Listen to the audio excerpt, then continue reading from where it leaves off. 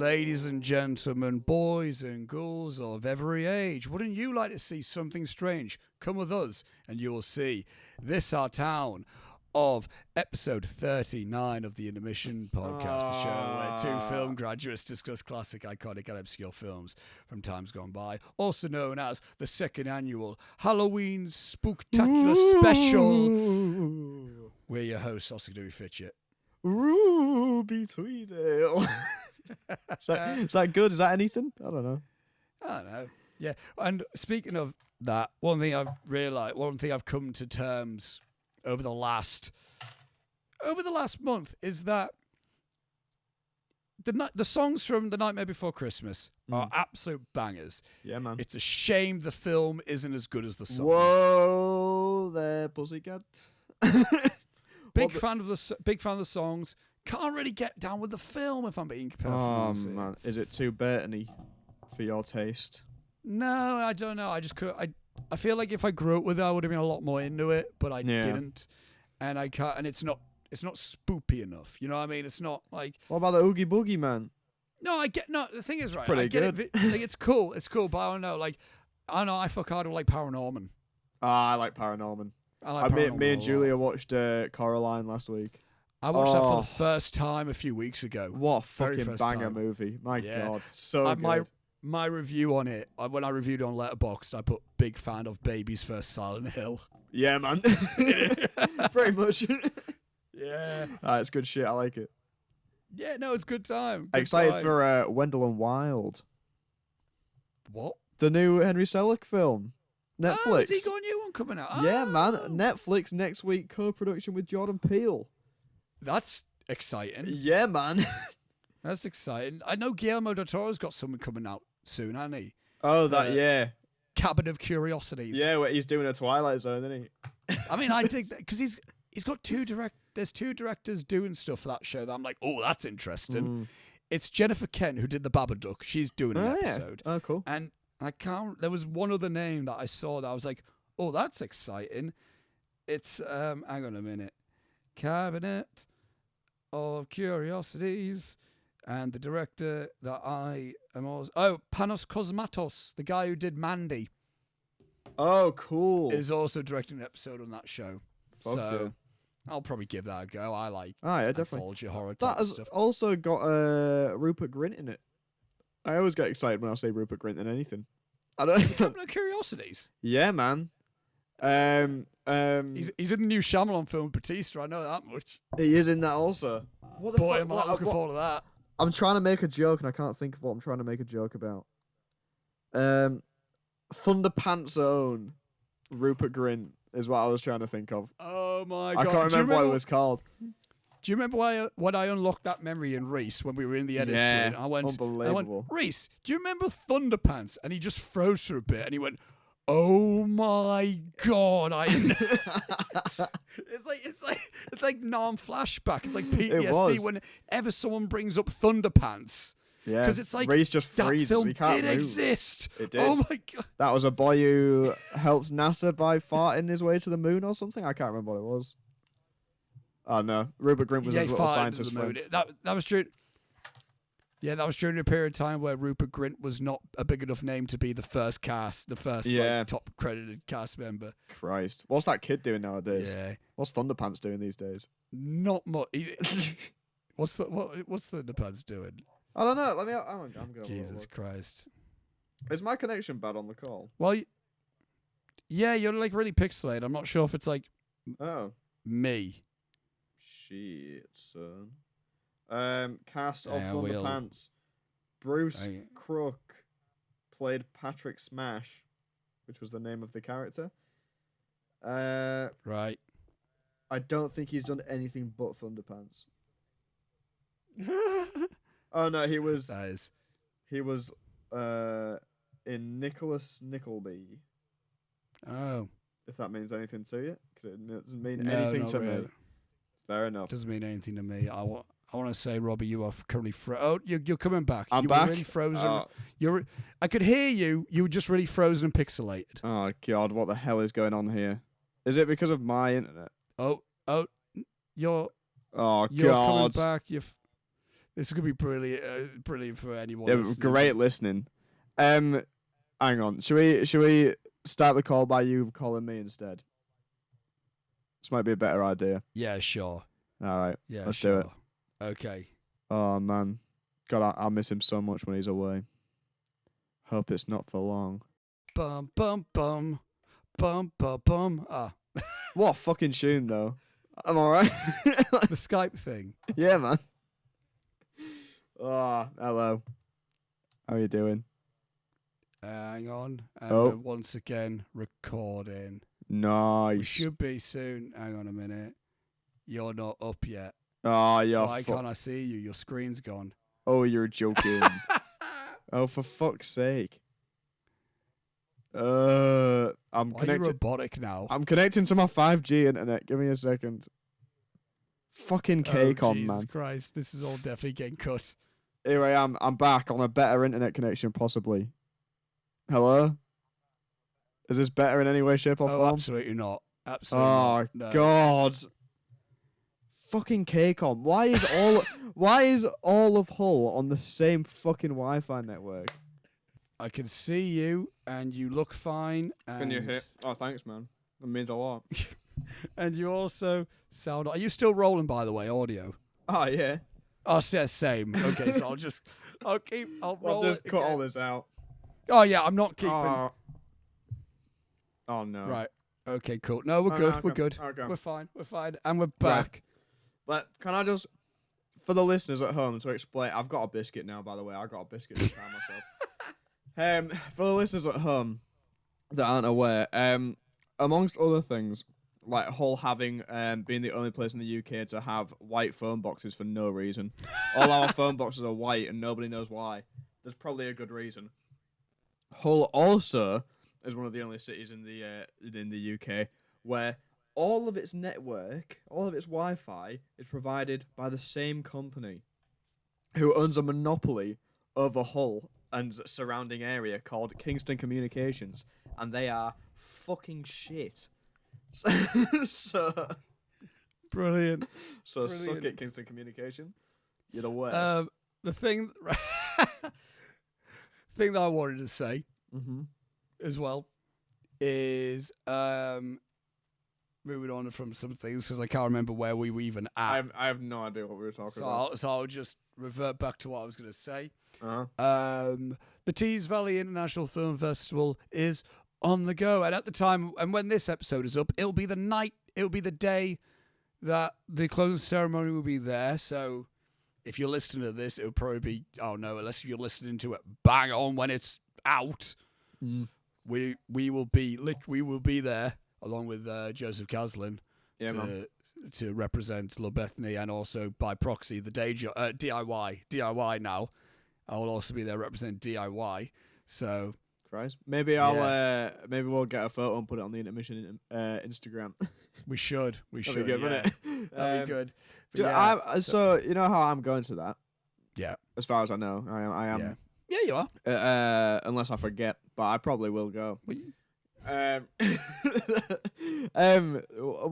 is there a dress code? Do I have to be smart? There isn't, but I'll tell you what I'm wearing. All right, go on. I'm wearing ballroom dress. I'm wearing. Yeah, I'm doing that. Well, because my thing is because I'm kind of like doing this in the sense because I'm dressing smartly, but what I'm doing is since I'm also nominated for the horror category, and also since it's the weekend of Halloween, I'm going to be like black blazer, black trousers, black shirt, no tie. I'm not wearing a tie. Wow. But then I'm going to. I'm probably going to get my nails painted black, and I'm going to whack out the eye, the guy line again. So I'm going to look a bit gothy because but smart gothy. So yeah, I'm dressing. A gotha is prom, you know? Yes, exactly. So that's my style. But yes, shit. I don't think there's a dress code, but I'm wearing a blazer and a shirt. Okay. I don't know what I'm going to be wearing then. I'll figure something out. Come in just full skeleton outfit. Yeah, nothing else. Really just bobbling around in there. And I almost wanted to man Joe to walk in dressed as Wesley from Love Bethany. Oh, that'd be good if he came in costume. Yeah, I want him to. Yeah, that'd be fucking brilliant. I'll tell him. Yeah, please do. You're coming like this. You're coming in costume, You're Joseph. doing exactly that. It's just a turtleneck and Yeah, he can do that. That's fine. But yeah, I attended the horror screening today. An interesting variety. It was good to actually be in an actual location of filmmakers as well, especially in this area. So it's exciting stuff. Good shit, man. It's all exciting stuff, and I'm looking forward to the closing ceremony and just having a really good time. Just a rollicking old time. Yeah. Definitely. And also, I want to say, I've got a little comment. I got a little story to say. Oh yeah. That happened earlier today. Oh god. So, me and Angus went to Stockton Ark for the festival. Came back to Hartlepool, went to Spoons to eat, and then went back to Oakroyd. And I chilled for a bit. That's why I watched the film that we're going to discuss today. Watched that. And then also Angus stuck on the first Men in Black afterwards. So just fucking Eternal Whiplash. Just cause. And we downstairs, it's me, Angus, Kate, Tyler, and Ellie. Yeah. There was a point, and I want to say, and the reason I'm going to say is Ellie Cutmore. Yeah. The full name. Yes. To which... there was a point where Kate asked Ellie, does she have a middle, what's her middle name? And then Ellie went, oh, I don't have one. And then to which Tyler then went, it should be something that begins with a D. And then we all looked at him and we were like, why? And he went, so your initials are EDL? And then we... What? And then me... Ellie, Angus, and Kate all just started, we put our hands in our head in our hands and just started laughing about it. We were laughing for what felt like a minute. It wasn't probably a minute, but it was a good little while. And then Tyler went, oh, wait. So it wasn't even an instant reaction. and then we were like, what did you think her last name was? Do you know, I know exactly what that is. I know exactly what he's done there, right? He has been reading a pun wrong for the last 3 years. Ellie's private Instagram handle is Ellie Slutmore. It's a funny pun. Good on you. Right. He's clearly been reading that as Ellie's Lutmore for fucking ages, and has never admitted it. You fucking idiot. Out of curiosity, did he have a Stanley knife on him? He had a lot of things, so I don't know if he might have been hiding the Stanley knife. Okay. He came in with a tripod and loads of shit. Okay. The Stanley knife will come into play later in the podcast. Okay. We've got a Team Robbie update, guys. Get excited for that. Okay. But yeah, so that's that. It was just, it got to a point where we were all just like, what, Tyler? What the fuck are you talking about? You stupid man. That's Team Robbie captain. Yeah, Tyler. If he likes, I don't know. Do you know what I just thought then? Last thing before we get onto the film, because we probably should talk about it at some point.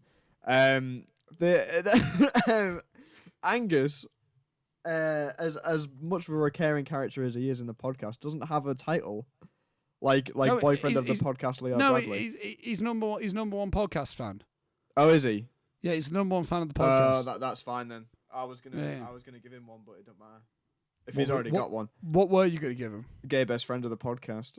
I mean, he is that as well. He can also be that. But he was number one fan of the podcast. Angus Moore. Number one party boy. Party boy. No, who could be party boy? Leo.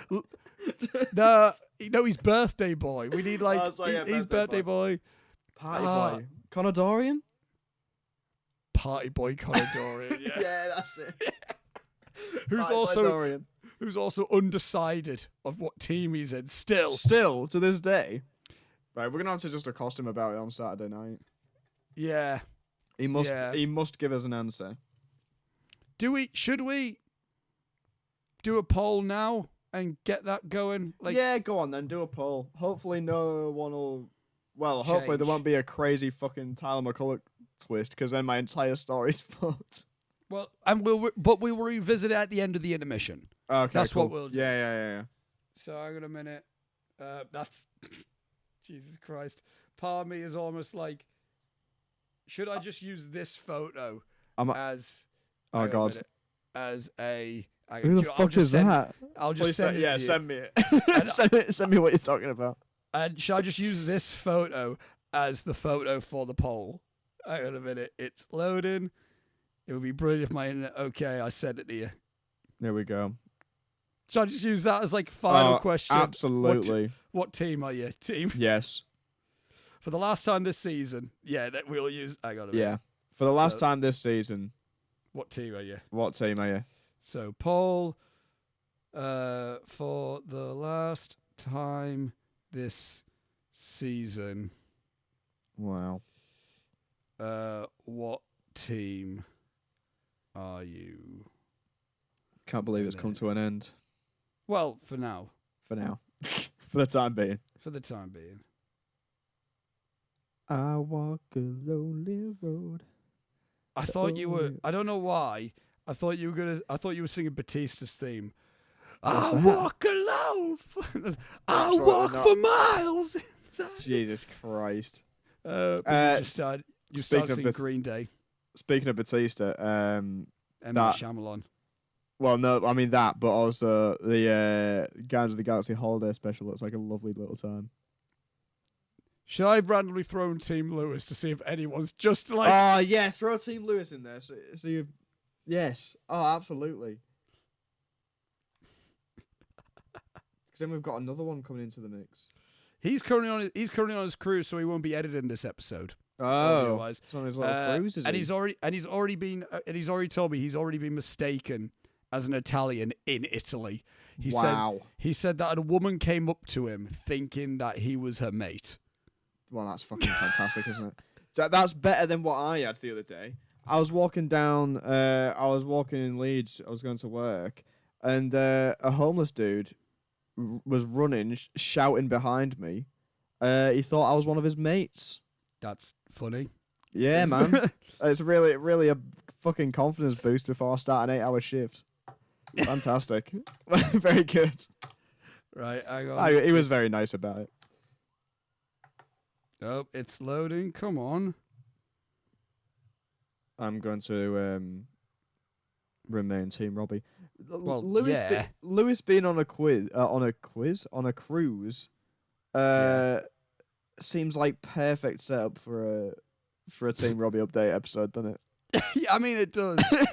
That's just an episode waiting to happen. I am not Team Coxka, as Tyler would say. As Tyler would say. Right, I'm obviously Team Oscar. And there you go. And we'll revisit that poll at the end of the intermission segment. Yeah. And before we get on to this film, I want to say a few things before I forget. Go to the links in the description. Check the description. That's where you'll find Instagram and Letterboxd links for everything. It's where you can go and see these polls that we put on all the fun times that we have on the Instagram and all the films that I watch. You can see what I watch on Letterboxd and all that stuff. Well, I'll be watching this spooky season and stuff. And also, there's time codes in the description as well, so you can see what exactly we're talking about at what moment in time in these episodes. That's also on the podcast platforms as well. Obviously, you can't have the chapter links, but you can see just the general time codes. Anyway, and also, as always, there's mental health support links in the description. Here at the Intermission, we are big supporters of mental health awareness and stuff, and just general keeping your mental health as healthy as it can be. Yeah, keeping yourself out. Yeah, so there's links in the description there if you feel like you're going through a rough time. Stuff there that will be the next step to getting you for better days. And I believe that's it in terms of all the stuff in the description. And with that being said, Robbie, should we go on to talk about this week? The Halloween special, the second annual Halloween special in the Intermission podcast. Hell yeah, man. I'm ready to get both oogie and spooky. And what we are getting oogie and spooky over is the 1978 slasher classic Halloween. Directed by John Carpenter, written by John Carpenter and Deborah Hill. The film stars Jamie Lee Curtis, Donald Pleasance, Nancy Keys, PJ Souls, Charles Cyphers, Kyle Richards, Brian Andrews, and John Michael Graham, and also Nick Castle as The Shape. The plot synopsis of the film, according to IMDb, is 15 years after murdering his sister on Halloween night 1963, Michael Myers escapes from a mental hospital and returns to the small town of Haddonfield, Illinois, to kill again. Did he kill again? Did he kill again? Accolades the film holds. It has a 96% on the tomato meter and an audience score of 89% on Rotten Tomatoes. Has a 7.7 out of 10 on IMDb and 3.9 out of 5 stars on Letterboxd. And the film was also nominated for one Saturn Award for Best Horror Film. Shit, man. Robbie, Halloween, 1978, the OG. Yes. This is definitely a film I've seen multiple times. This is not a new film for me by any means. It's because it's obviously, I don't know what more I can say about this. I've already talked about, even on the podcast itself, how much I'm a fan of the Halloween franchise, but especially this film. We'll get more into it, obviously, but this has been a film that I have watched. I think the first time I watched this, it must have been 2014, was the very first time I watched it. Yeah. And it's been pretty much a Halloween staple for me since then. I think I've probably watched this film annually, in all honesty, since then. So, a film that I know very well, and a film I've seen multiple times, and a film that I'll continue to watch multiple times. Robbie, your thing with this film? We've talked about this movie before as friends, which we are. And don't you forget it. You know that. What have I told you about this movie before? Have I told you that I've seen this? I know you've seen it. I don't know quite your really in-depth things about this. I think I lied. I don't think I've seen this. you know when you're watching something. You know when you've said, "Oh yeah, I've seen that," and then you watch when you were like 13 or something, and then you've kept saying it throughout your life, and then I sat down to watch it today, and I was like, I don't think I've ever seen this. Have you? Did you watch Friday the 13th or something instead? I don't know. I don't think I've ever seen this, which is bizarre because it feels like I should, and I know everything about it. So, and I've seen the absolute classic that is Halloween 3: Season of the Witch. Oh yeah. Oh man, I love that movie so much. I'll hear no ill will against that movie. I fucking love it. This film, I loved it, man. Yeah, my God, I had such a good time. It's really, do you know it's like a weird way that I would describe this film. It's kind of quaint. Yeah, it's very quaint, isn't it?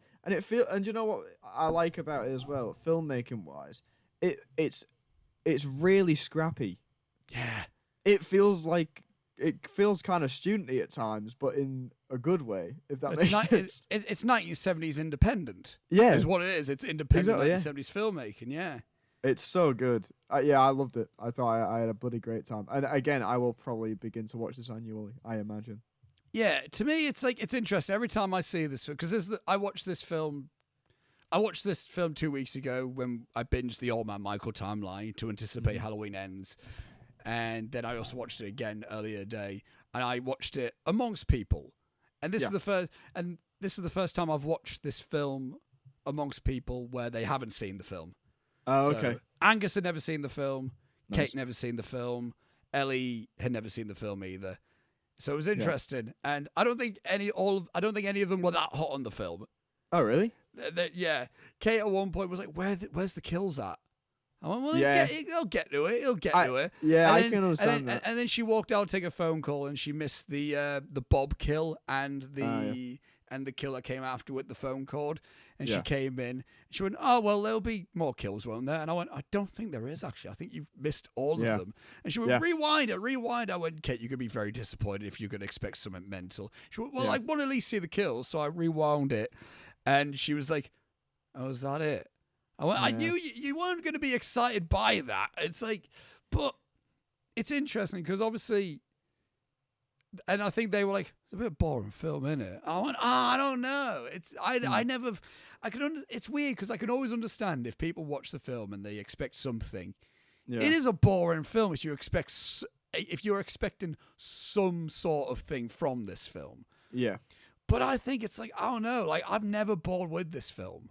No, I see this like an episode of an anthology show. I mean, yeah, weirdly, like it's incredibly contained and it's like it's a nice little neat story, and then there's a little thing at the end where I can imagine like Rod Sterling coming out and going, "Ooh," and haven't you all learnt a lesson? And I go, yeah, not really, man, but like thanks. But, that is why Santa Claus did that. What? Yeah, it's like, what the fuck are you talking about? But yeah, no, like it feels like that to me. It's so contained, and it's so quick. It's only an hour and a half. Hour and a half. Oh god, it's lovely. I sat down, watched it. I like the characters for the time that I need to like the characters, and then it's done. And I'm like, sweet, that was a lovely little time.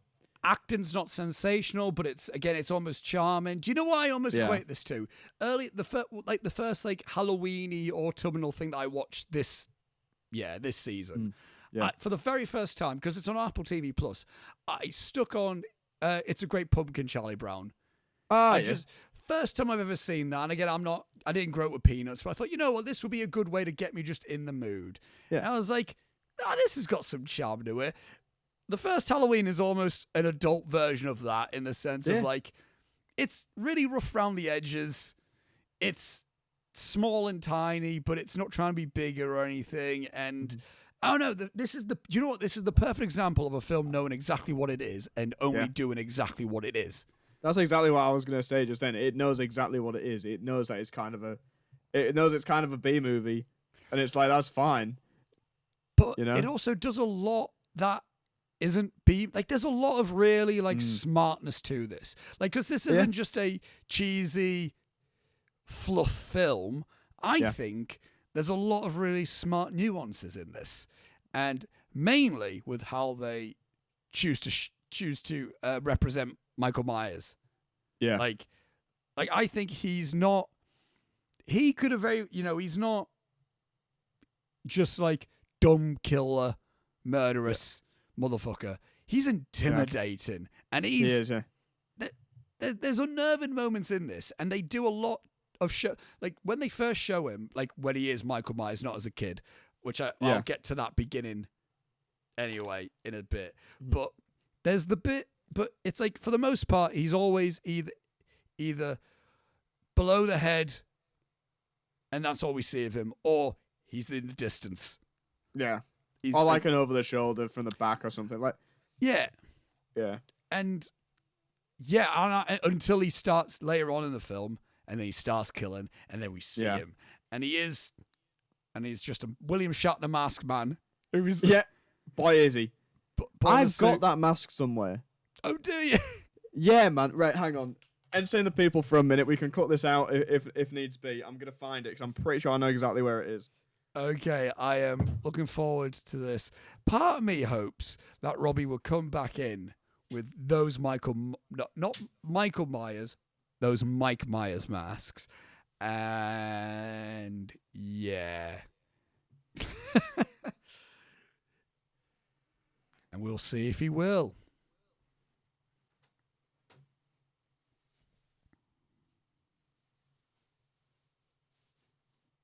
Suspense.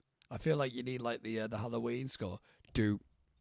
Do do do do do do do do do do do do do do do do do do. One second, you're gonna. Oh dear.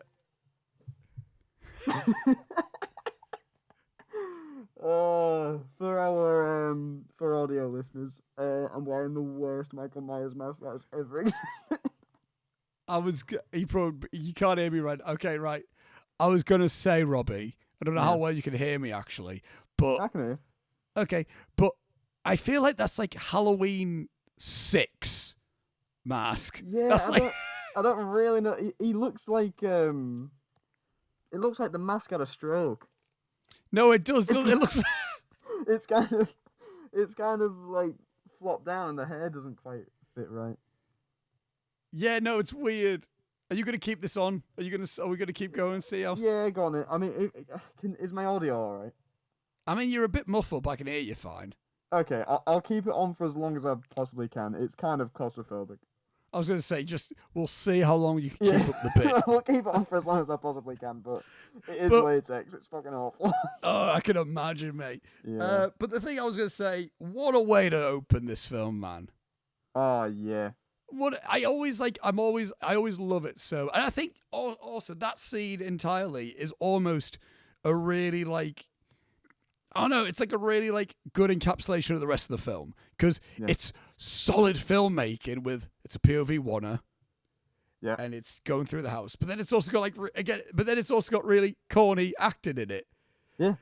Like Michael, and then like the stab, and then he looks away from the stab, but you see the hand going in and out because they clearly moved the camera away because they needed to paint her tits with fake blood, and and then flop down, and then he walks out, and then it's such a good reveal as well. How you just hear like the dad, Michael, and then takes the mask off, and it's a child. It's a fucking kid. Who's 6 years old, who's 6 years of age. Jesus Christ. And what a way to start a film, I think. I know. It's really good. I think, do you know what's the only way that they could have made that opening a little bit better for me, personally? And this is just me being a fucking Gen X bitch. You know how they do the opening credits and it's just like a still of a pumpkin? Yeah. Yeah. Hey, John, maybe put those titles over the top of the really fucking long one that you're going to do in about 2 minutes' time. No, I don't want the credits over that, though. I don't know, maybe. Again, that is very Gen X. Like, isn't it? It's like, fuck it, I'll speed it up. But then it's like, there's a lot of things in that where, like, I can understand. But this movie, I don't know. It's the fact it takes its time is a bit more methodical with its storytelling and stuff. It's kind of what pushes it over the edge of just being a B-slasher movie. No, exactly. I think that's what's made it a classic, is the fact that it's not just, look how fucking stupid this is, and look at this person, and they're all spurting blood and blah, or whatever. Yeah. It's not that. It's not that movie. No, I think that's what kind of has cemented it as what it is. I'm taking this off. This sucks. I was going to say, you did well. You did well. Jesus. But he can stay somewhere. I don't know. There he is. There's Michael. Michael. Oh God. Well, that's the thing. Look at that. Look at your microphone. Look at the amount of hair on your microphone. Oh my God. Why did it shed so much? Why is it molten? What the fuck's going on? I mean, that will definitely be going back in my wardrobe because. Oh yeah. As soon as my lights turn off to go to sleep tonight, if that fucker sat at the other side of my room, absolutely not. Just shit yourself. But it is creepy though. In terms of it is. It is a really good horror villain mask. Yeah, it's great. And I think whoever came up with the idea of doing a William Shatner mask and just turning it inside out is a stroke of fucking genius. It's mad as well because it is like the eyes are blacked out as well. So it's like it's so like the abyss almost of like a fucking Jesus, you don't even. That's my one complaint, and I'll say it now. Towards the end of the film, he got unmasked, and I don't like it. And I don't like how we saw Michael Myers. You see him for like a second, and I don't like it. Yeah, and it is. I think even like John Carpenter was like looks back at that and goes, "Yeah, we shouldn't have really done that." I'm like, "Yeah, you shouldn't have because you just." As soon as you make him a man, like an actual, I know it, obviously he is a dude. He's obviously a dude the whole time, but as soon as you take that mystique away from just making him he's like a fucking predator in this. He's the only reason he seems to go after Laurie is because she went and stood outside his house at the beginning. Yeah. It seems to be the only reason, and then he stalks her, and then he sees her friends, and then he goes after her friends, and then he comes after her. And it's like he's like territorial. He's like a weird predator sort of animalistic sort of thing. I think one of the best examples of kind of, in my opinion, this is almost like the best scene to understand Michael Myers is he just does it for shits and gigs. He does it for fun. He doesn't have an alternative motive or anything. It's when he kills Bob, the Bob kill, and he sticks him on the when he like has him pinned up on the cub on like the drawer, and there's just that one shot where he's just looking at him, and he tilts his head, and he tilts it back. He's just kind of like looking at him, being like, "Oh, that was pretty sick." Yeah, it's like taking it all in. Like, oh, that was pretty like neat. That was a pretty neat thing. He's not like, and now more. It's like, oh, cool. And then such a funny scene. I know we're a bit all over the shop, but I want to just get all these things, and then we can go and talk about like more like specific things. Yeah. It's the bit that comes right after that where he just opens the door and he's got a bed sheet over him with Bob's glasses, but he's got the eye holes in it as well. So like, what did Michael Myers take the effort to go? I get like, I love that kill. That is the best kill in the movie for me because of how stupid he looks. The phone the one cord, where you start the phone cord. Yeah, but it's that whole. It's not just like the actual kill itself, but the sequence surrounding it. The image of him stood in the doorway with a fucking sheet over his head, and I didn't even think about that. Yeah, who cut the eye holes out the sheet? And he's taken his glasses and taken the effort to put the glasses over the top of the eye holes. Ridiculous. What a fucking weirdo. And then the whole like thing towards the end where Laurie goes in the house and there's like, and then there's Annie with the fucking gravestone. Where did he get it? Where did he keep it? I don't know. And he got Bob flopping down from being upside down.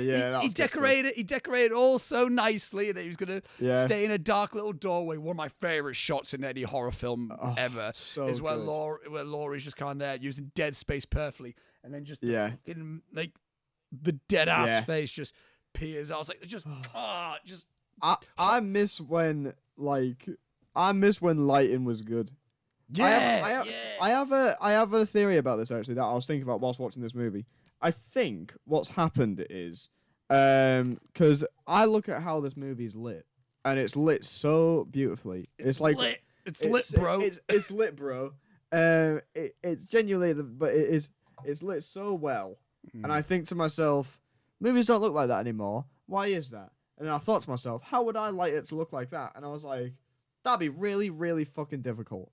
And I think a lot of cinematographers nowadays have just gone, I don't know, I can't be bothered to fucking learn all that. That's so intricate. Just slap some fucking lights on it. We'll fix it in the grade. Yeah. We do all that stuff in the grade now. It's like, yeah, but man, I miss when movies looked like this. I was trying. It's so good. I'll probably discuss this film a little bit, like in the intermission. But I watched Videodrome Videodrome and Hellraiser for the first time last night, and both of those films do really cool light and shit with it. And I think, modern horror kind of no, because I watched Smile as well last week, and it's fine. And I'll talk maybe a little bit about it. Yeah. But even that's really like flat lit as well. I'm like, why can't come on, like why is it so difficult? Especially for like horror films. And again, I think because horror films, you almost need the lighting to really, really drive home. Like, especially like with a film like this, where no matter what, I honestly think no matter what horror film you're doing, unless if your whole gimmick is it's during the day. And you're trying like Midsommar does the whole thing about like everything's terrifying even in daytime. Yeah, like that's they do like lots of overexposure type light, and that makes it a bit more like trippy. But like I feel like no matter what type of horror film you're doing, it's always something like you always need some sort of like intricate lighting to make things interesting. Yeah.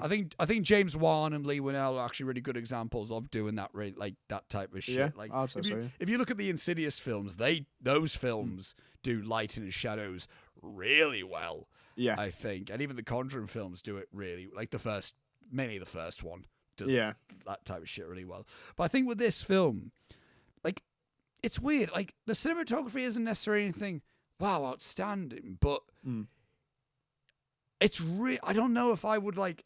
Again, I wouldn't change the cinematography. There isn't like a shot where I'm like, get out of here. But there's a lot of shots in this that are so cool and iconic. And even to the point of like, even when I watch it, I go, oh, this shot's coming up. Oh, yeah, it's this shot. Oh, yeah, it's this one. Again, the opening POV is great. I like the one where Tommy first bumps into Michael after he falls over his fucking pump. That's a really fucking cool way to do it. Also a genius jump scare as well. There's the bit where Michael stood with the sheets blowing in the wind. Cool. I get him behind the bush. We talked about him peering out from the shadow. There's the shot that I ripped off, especially for Love Bethany, of when he's walking from the house where Laura's trying to get in to Tommy's house. One of my favorite horror sequences ever, by the way, is her banging on the door and Tommy's like, "What?" And she's like, "Tommy, let me in." He goes, "Yeah, in a minute." And then he walks down and then we cut back and then we see and he's getting closer and it's like, shit. It's like shit. So intense, man. And again, I think it's, again, interesting today. The people I watched it with didn't find it suspenseful at all. Weren't all hot on it. Also, granted, we all weren't just sat watching the film. People were talking as well and stuff. So it's an example of, like, I feel like, obviously there's a lot of slasher films, and obviously this was it wasn't the first slasher film. You could look at Psycho as almost the first slasher. Before this film was also Texas Chainsaw Massacre and Black Christmas. Yeah. And Black Christmas was kind of the blueprint of this film as well. But this was the first slasher film to do really well at the box office. And this was what caused the big sensation of the slasher. Of franchise in horror. Yeah. Really. Yeah. And I think if people go into that expecting franchise horror, this film isn't a franchise horror film. Not at all. Like, but you have the tropes. Yeah, you have the teenagers having sex and then getting killed.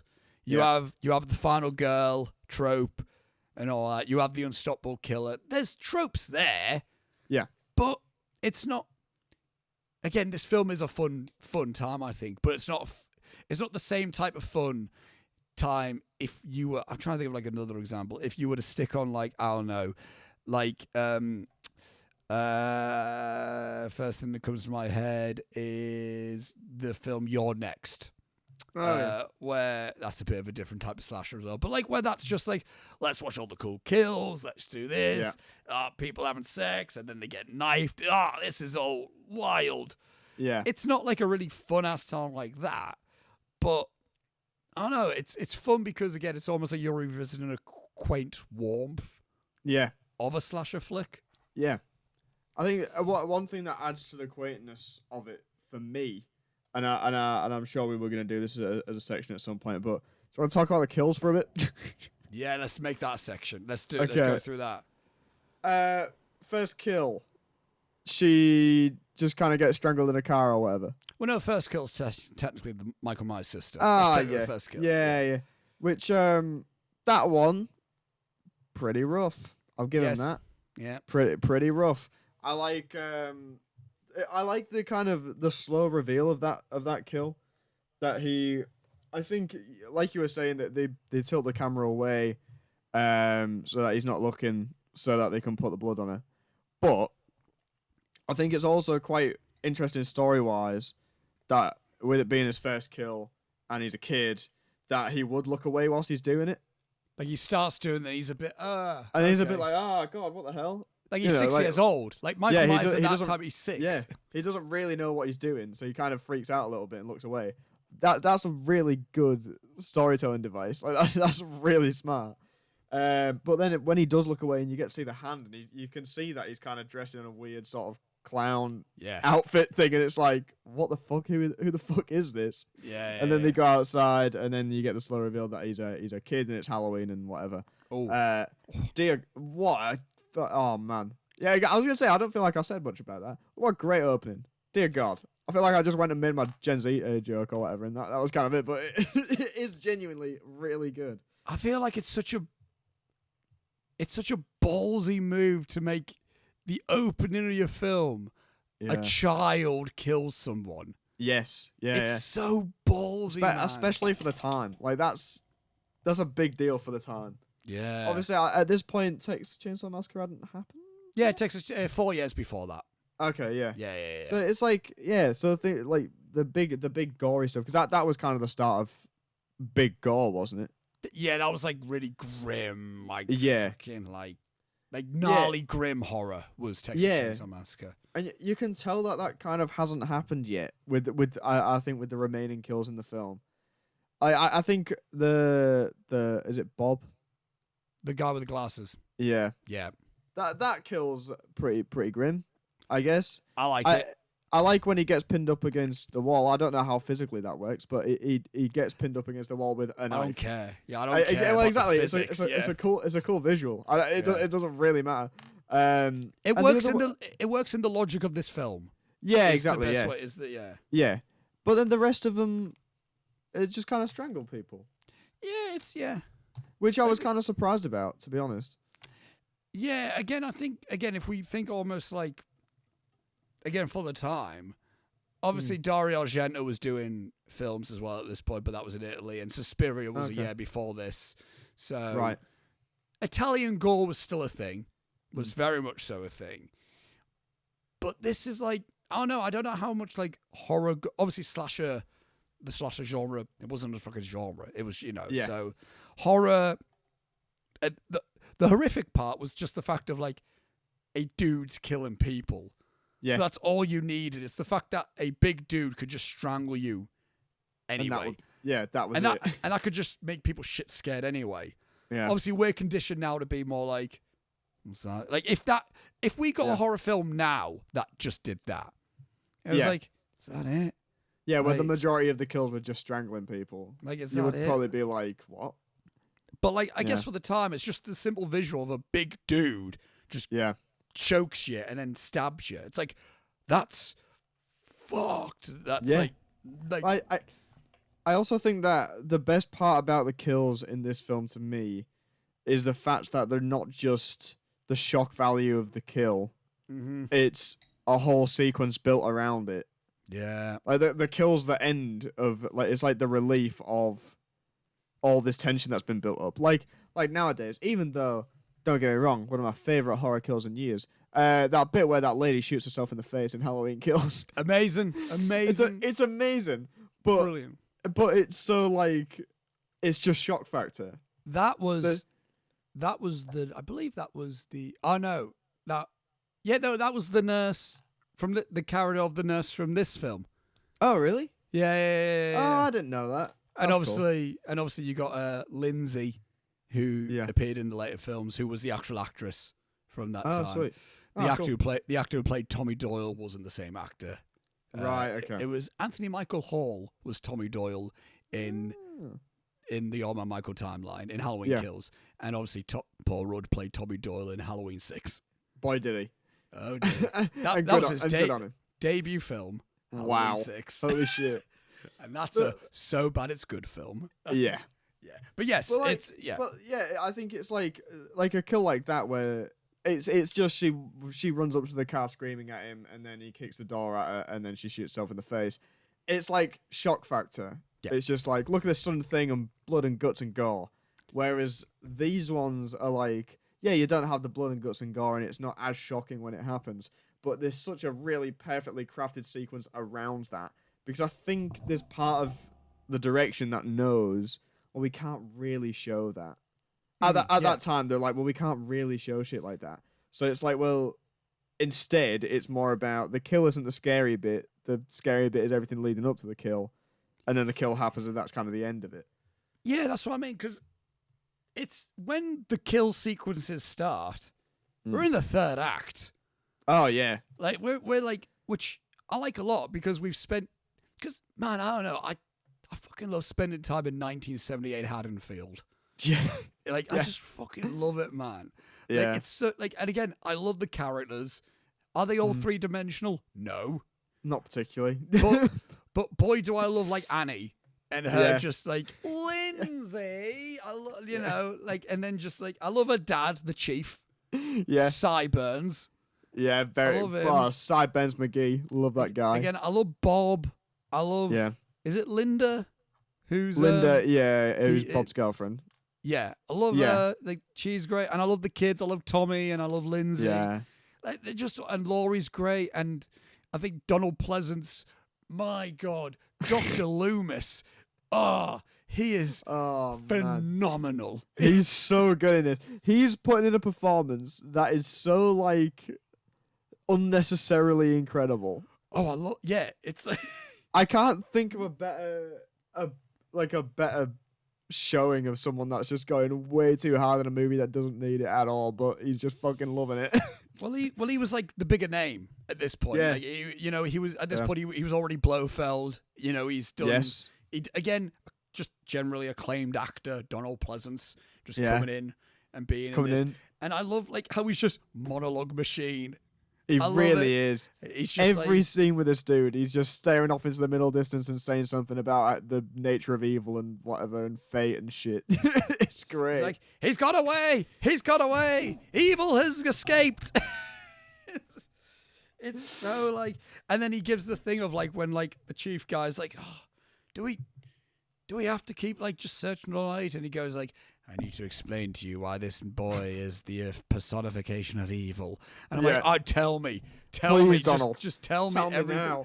Just like I would listen just to like Dr. Sam Loomis reading an audiobook on why like not Donald Pleasance, Sam Loomis just like reading an audiobook on the personification of evil. And I mean, I'd let him read me like the fucking Silmarillion. I'd happily. Like, I just sit back and let him read me the fucking Lord of the Rings. I don't care. That'd be great. Yeah, and again, another good shot. Again, it's so simple cinematography, but it's stuff where I'm like, I fucking love how simple and cool it is. Cause it's that one. It's after Michael's escaped, and then we see it's just like a dolly tracking shot of Loomis and another person just walking out of a station, and he's just freaking out, and he's going like, he would kill, and he's like what, it's Haddonfield's miles away. It's like he doesn't even know how to drive. Well, he's bloody well, he didn't say bloody, but he sure made a good effort of it or whatever. Yeah. I love the bit when he's on the phone, he's on a payphone with a guy like right at the beginning. And he's like, well, it's over your dead body, and then he leaves. It's like, oh, whatever. I can't remember what the fuck it is. It's a really common phrase as well. Oh, I know what you mean. Yeah. It'll be your funeral or whatever. And I was thinking about it when he'd said it. I was like, what did the guy say to him beforehand? For him to go, "Where's your funeral?" He just goes, you're a fucking idiot, Loomis. We're not gonna do anything about this. And the one thing I love about his character, how it's like. His only interaction with Laurie in this film is the very end. Yeah. The very end. And he's just, because he spends most of the film, he goes to Haddonfield and tells the police, and he's just waiting outside the Myers. Waiting. Just waiting. And he goes, this is just boring. I'm just going to go walk for a bit. And then he sees two screaming children, and he goes, that's Michael. That's the one. Do you know, the one that I find very funny is that for I'd say about an hour of this movie, he's just sat in the same bush. And then all of a sudden he turns just slightly to the left and sees the car that Michael has been driving the entire film. And I'm like, how long have you been stood in that fucking bush? Like, you didn't look to your left and see a fucking federal car. Move your ass, Lonnie. It's so stupid. He's scaring children. I love this guy. Please tell me, as a man who's never seen Halloween 2, please tell me he's in Halloween 2. Oh boy, is he. Right. Come on! Right, we need to do this at some point. Now you've watched this, and now you've discovered that you've seen that. Now you. Yeah, no, it turns out that I've actually seen Halloween. And you're really into it, because the second Halloween takes place the exact same night.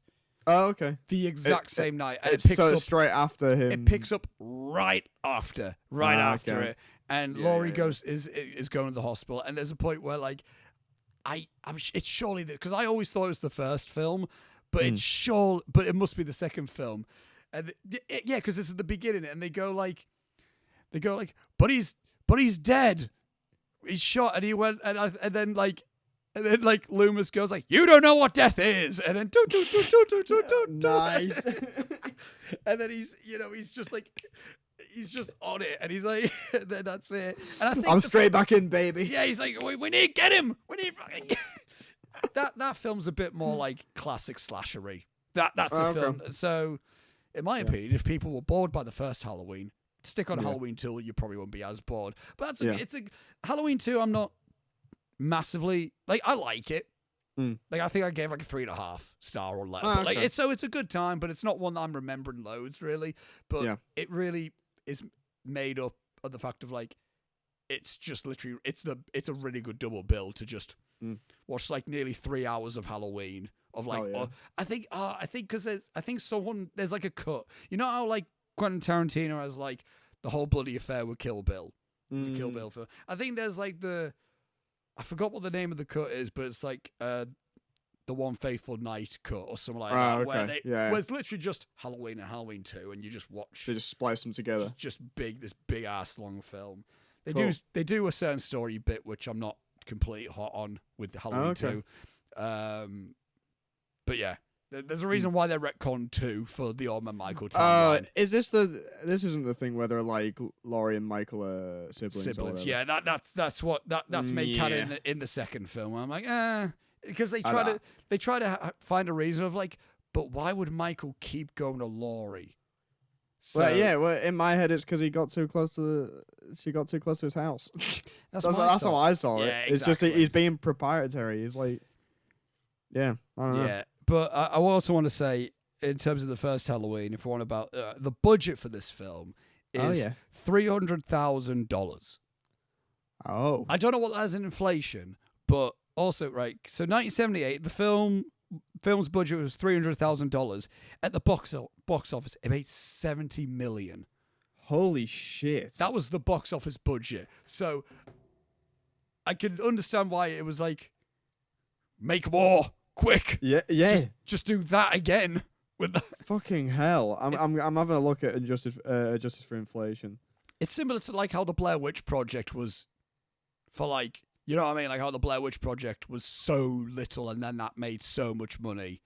Yeah, there's a similar type of thing with it, but like, I do genuinely think as well. Like again, if we want about like horror film making, I think this is like a masterclass on if you want to make a horror film. Look at this film, because no matter even the subgenre of horror, because again, I mean, I did a ghost story for my short film, and even I'm like, well, there's loads of shots to where you could just do. Again, I did the big wide of like I got Bethany walking coming to the house, yeah. I'm like, because that's just scary to me. Yeah. Or like again, there's many different things like that. Again, we said about how like when he just appears from the shadows. Yeah. And it's like, fuck, that's cool, man. That was my favorite shot, I think, when she's carrying the corner and then there's the doorway. It's so fucking cool. And I feel like people missed the point, because Gary made a comment about this when we watched it, and the people that I watched it with today made a comment about it, of when Michael went to stab her, he slightly missed, and then there's that shot of her, and then she falls down the stairs or whatever. Oh, yeah. And then like, Gary went, well, I looked a bit shit.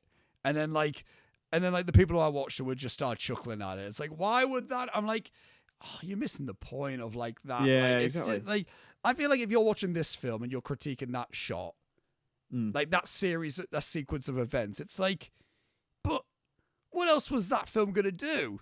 Exactly. Yeah, the film that you've watched up to this point, what else were you expecting? Yeah, it's like you see legs kind of just go over a banister, then the camera kind of like falls, and then Laurie just kind of like. But it's like, what else was the film gonna do? Yeah, what do you want? Like, what did you want to see a stuntman go all the way flying down the stairs? Yeah. No, the film was not going to do that. The film was not going to do that. But then the film was also followed. But then the film also followed up with just seeing Michael low angle on the stairs. What an opposing motherfucker! So fucking cool. What an opposing just horror villain. By the way, the 300,000 USD in 1978 adjusted for inflation nowadays would be $1.3 million. That's still low, man. Which is still, bear in mind that Thor Love and Thunder, a movie that looks unbelievably awful in comparison to this, was a $250 million budget. Let me have a look at Halloween Ends. That'll be an interesting comparison. Yeah, that'll be interesting. Halloween Ends, $33 million. Okay, that's like mid-budget. That's like a mid-budget type. 33 times the amount of money that this movie cost to make. Insanity. Yeah. Insane. And again, I think I just really like I was talking to Leo a few weeks ago, and Leo says like, I'm not sure if you know this about him. He says like his like favorite look of film is like early 2000s, late 90s type of thing. Like he uses 28 Days Later as an example, and I think he also like Fight Club and stuff like that, where there's like grit to it. Yeah. There's just something about this type of look of 70s independent where it's just it kind of channels that same vibe though. There's grit and there's like, I don't know, there's like craftsmanship to it in terms of like, I don't know. It feels like making it look that nice was work and sweat and tears went into it. Whereas nowadays it kind of, everything looks so glossy that, although there is a lot of work that goes into it, everything looks so glossy that it just kind of looks pristine, and that's what you expect, sort of thing. Like no matter what, like, because I've got a Canon 5D, and that's just, and if anyone's curious, that's what I shot. I shot all right on that, and I also shot 2022, the end of year film that I did with me and Joe on that camera. And I did color grade too. Both those films. Those films I color graded, but even then, there's always like, it's not difficult to just look clean now, and and even the lowest budget films will look clean, and I think that, I'm not saying that's a bad thing. I think that's just the era we're in, but there's just something special about a film that looks like this. And Halloween Kills does it really well, because I'm not sure. Have you seen Halloween Kills? No, not properly. I've seen various clips and stuff. But. Like they do a sequence where they go back to 1978. I have seen this. Yes, and I don't know what they did, but they really did a really damn good job at making it look like they recreate it really well. Even the sound design, and they probably use the same film stock. Maybe that's just there's something like there's something about like that's almost like it's like a Pavlovian reaction. That's I'm just like I got warmth to it. It's like something about it. I think like it's for me. I think it is all down to this film as well. Like because obviously like certain films have like I think we all end up having a certain connection to a film that makes us like really excited about it. And then whenever we revisit something like it, we get like this reaction of like happiness or overjoy. Like Eric Striffler says, whenever he hears the Saw theme, no matter what film it is, he gets emotional, he starts crying whenever he hears the Saw theme. and honestly, it's with me, whenever the Saw theme happens, I get chills because I'm brought back. But with this film, I think it's like, it's whenever I see a film like this, and whenever I hear "Don't Fear the Reaper," I just get really quaint and really giddy. It's because I damn near love the Halloween season in October and autumn and all that. And although this film isn't so explicitly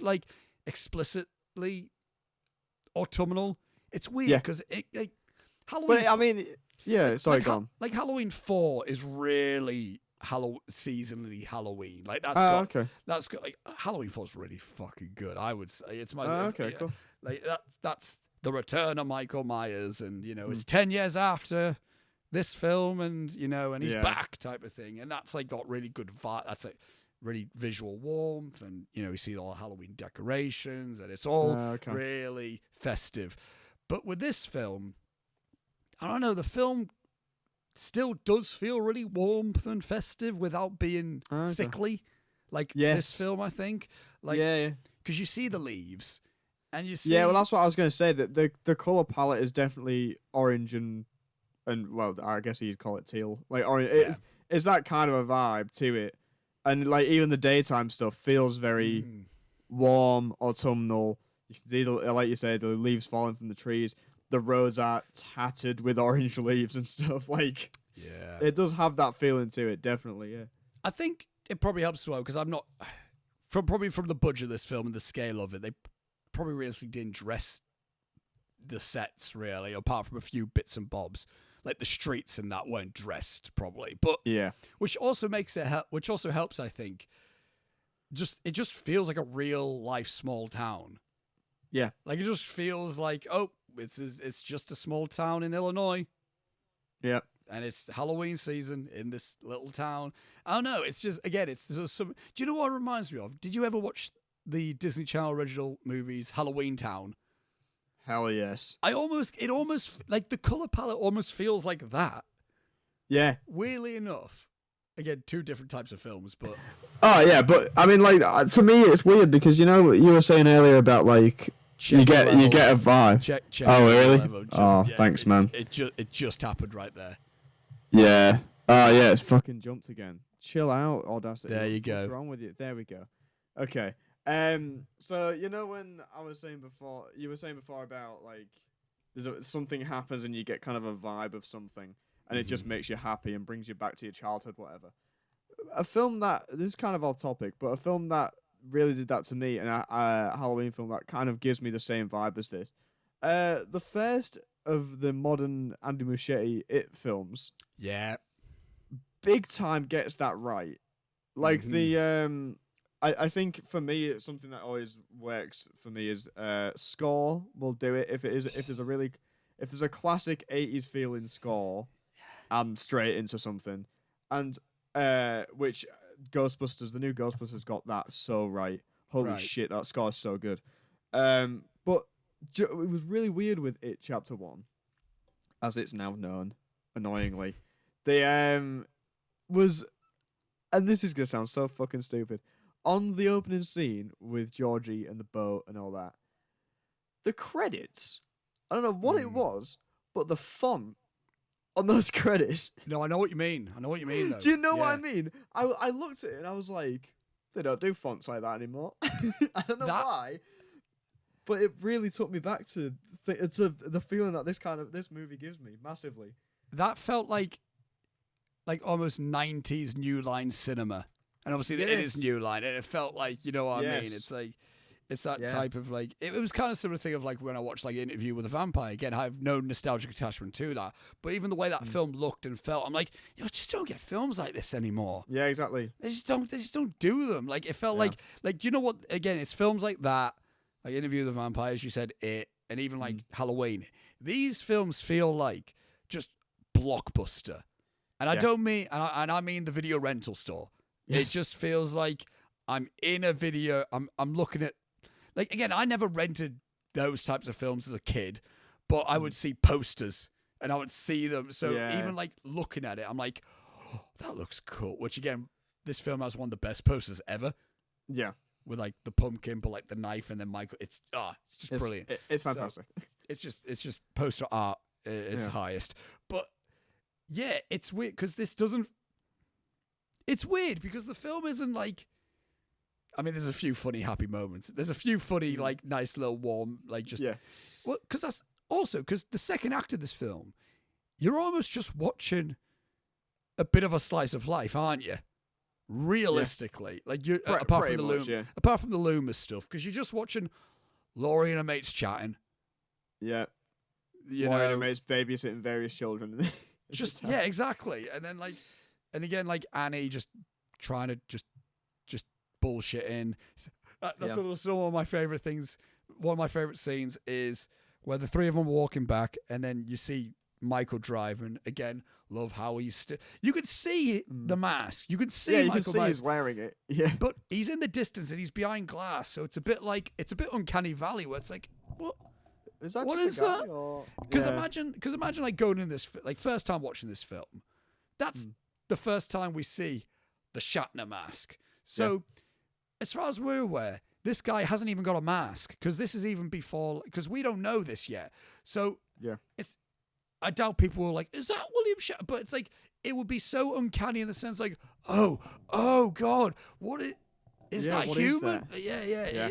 Well, it's the thing as well. Loomis says at one point, he's describing him when he first met him, and he said he saw this kid with pale skin, like white pale skin, and these dark sunken eyes, these like black holes or whatever. And you're like, see right there. You can see right there. He's describing the mask. Yeah. But if you saw him, like after that, we don't see the mask properly until the Bob kill. I'm pretty sure. It doesn't step out of the shadows properly. Because he's still quite in the shadows when he kills Annie. Yeah. The Bob, probably the Bob kill. Yeah. No, do you know why? Because he's still, you see him kind of properly there, but he's still a bit shadowed. It's after he kills Linda, and because I guess you could look at it. The sheet gets pulled off, and then he stands because he gets a close up on him, isn't it? And it's like that's like the first like shot, which is almost mad. Like the first big reveal of like this is the killer is the last kill. Yeah, yeah, exactly. But then it's like you don't see him. I don't know. Like before that, you don't see him properly, and the only description you've had to go off is what Loomis says. And if you heard that, you had no idea what this film was. And then you kept seeing that figure, you'd be like, "What the fuck? What is that actually? What that guy looks like? What is going on?" Sort of thing. It's because it's still, as you can see, it's a human face with hair, so it's enough of like a strange like likeness to like, reality sort of thing. Yeah. But then I love that scene again. It's really well done. You see him driving, and then just like Annie, speed kills. Yeah, stops instantly. Terrifying, by the way. Yeah. Just the thought of like someone like shouting at like a possible lunatic in a car, and then you just see the car stop. Yes. It's like, oh, that's why did you do that? And then he continues driving. Yeah. Again, I think this is the perfect example, and again, I will use the word perfect of presenting a horror villain. No matter like if you're about slasher or monster or whatever, this is perfection. Every scene of Michael Myers is perfect. Spot on. Yeah. It is straight up perfect. You make him irredeemable. Irredeemable. Irredeemable. Right off the bat. Again, especially even if you're like, maybe then he kills a dog. He fucking strangles a German shit. First kill of the film, he kills a dog. Yeah, he also kills a dog off screen, and then we don't see that. He eats a dog, yeah. Like, oh god, yeah. There's that, and again, I don't need. And again, this is a perfect example. Like, I don't need the amount. We technically do get a backstory, but I don't need his inner workings. I don't need his inner motive. I just need Dr. Loomis to go, he's just evil. That's all I need. Yeah. That's all I don't need him to pass his spirit onto a local teenager or whatever. I don't need that. I don't need what they do in Halloween 6 where they make it like he's the product of an evil devil cult. I'm like, I don't need that. Yeah, absolutely not. I don't need any of it. Just make this a guy who's like, he kills. He's just a fucking crazy guy. He's just a lunatic and he's just killing. That's it. Yeah, he just kills because he wants to. Yeah, but I guess I want to slightly not retract the thing. I still don't like how we see his face, but I understand why, because obviously Loomis hasn't. This is the first time Loomis hasn't seen him with the mask. He almost wants to make sure that it is Michael. Yeah, which I get that. But then part of me is like, you could have shot it a bit differently. You could have he could have had the mask off, but he's still like, you could have done like an over the shoulder. Yeah, exactly. We don't see him. And then Loomis is like, that's him. Bah, bah, bah. Again, I love that kill as well. He goes flying, and then then he goes, and he's still stood there. Just unloads his revolver. Da, da, da, da. He shoots him so many times. And I guess, is the implication, I know, like, because I thought it was like, it's just, cheesy 70s acting or whatever of him being like, bah, bah, bah, or whatever, as he gets shot. But now that I'm thinking about it, I'm like, wow, is he dodging those bullets? Because when you think about it, you never see a bullet hit and he survives. So maybe he's going like that and dodging them. He's like, quick, drop and roll. Yeah. He's out. He's gone. But it's like, yeah. What a great reveal, by the way. And also, with the when he's not there anymore. do. Right, let's talk about this. Incredible score. Yes. Love it. Angus at one point, it was when it was going do, and he went like, Angus went, are they going to play this all the time? And I went, my guy, are you going to be dissing John Carpenter's score here? And he went, if this is constantly being played, then yes, I am. I'm like, oh no. To be fair, they play variations. They play the do, but then they also play the do. Yeah. Do. It's, but this is, to me, this is another rendition. Thing. Yeah, thank you. But to me, right, we're on about like certain like music like that gets you like nostalgic-y type of thing. And to me, this film, when I think back with this film, I think back of like, again, I think of Halloween Town as a kid with Halloween and stuff like that. I think about being in my late teens, early 20s, watching this film with mates. That's what I think about like, let's watch Halloween. And that's what I mean when I talk about like, and that's why whenever I hear Don't Fear the Reaper, I get really giddy. Yeah. And stuff. I was almost contemplating getting, because Blue Oyster Cult, they're going to be at Newcastle O2 Academy. Nice. At some point. And I was almost contemplating, like, I should get tickets to that. But then I realized the only song I know is Don't Fear the Reaper. I literally don't know any other Blue Oyster Cult songs. So I'm like, I can't warrant doing that. To just, and then again, I probably would know, but then again, I would end up like going just to be there to hear Don't Fear the Reaper live, and I would get emotional, even if I knew no other songs about them from them. But there's that song, and also I also get like that whenever I hear synth music. Like I'm a big synthwave fan, mainly because of Drive. Drive really got me in the genre of synthwave, and I got and I like playing Hotline Miami and just general synth music. I'm a big fan of, and I usually go through different peaks and valleys where I'm really into that type of music. And this isn't necessarily synth wave, but it's synth, and it's that type of style. And again, is it a very limited score? Yeah, you get like like one or two tracks. Yeah. I would say the Halloween 3 score is better than this score in terms of like that's just a really good piece of score to listen to, and even Halloween 2018 is exceptional. Like it's like a score. John Carpenter came back to compose that one with his son and another person. So that's cute. And it's a really, but in terms of this film though, with its score, they know exactly when to play the music and they know exactly when not to. Yeah. And I was saying like we're on about the jump scares of like where like we see Tommy bumps into Michael. I like how the jump scares are just a synth. It's not like a sound effect of like a. It's just like a. Yeah, it's like a. And then it leads into the score, which really good, really good. God blimey, pretty good. I mean, God blimey, did they get the good usage out of that? Out of the actual theme, like, God, they get their fucking money's worth out of that one. Yeah, man. And again, I can't argue with it. It's good. It's a good theme. I think it's almost like a 70s version of the Psycho score. In like, how the Psycho score is like, like with a violin and stuff. This is that, but with a synth. Really. Synth. Yeah. Which is you're right. Actually, I didn't think about that. Which is also quite fitting because obviously Jamie Lee Curtis, the daughter of Janet Leigh. Yes. The original Scream Queen, and then became, I would say, arguably maybe the most iconic Scream Queen with Laurie Strode. Probably. She's great in this, by the way. Yeah. God, she's good. Jamie Lee Curtis. Yeah, good on her. I mean, I love that lady. She's great anyway. She's always good, isn't she? But like in this particularly, I was surprised when the credits started that introducing Jamie Lee Curtis. So this was her first role in anything. Yeah. Crazy stuff.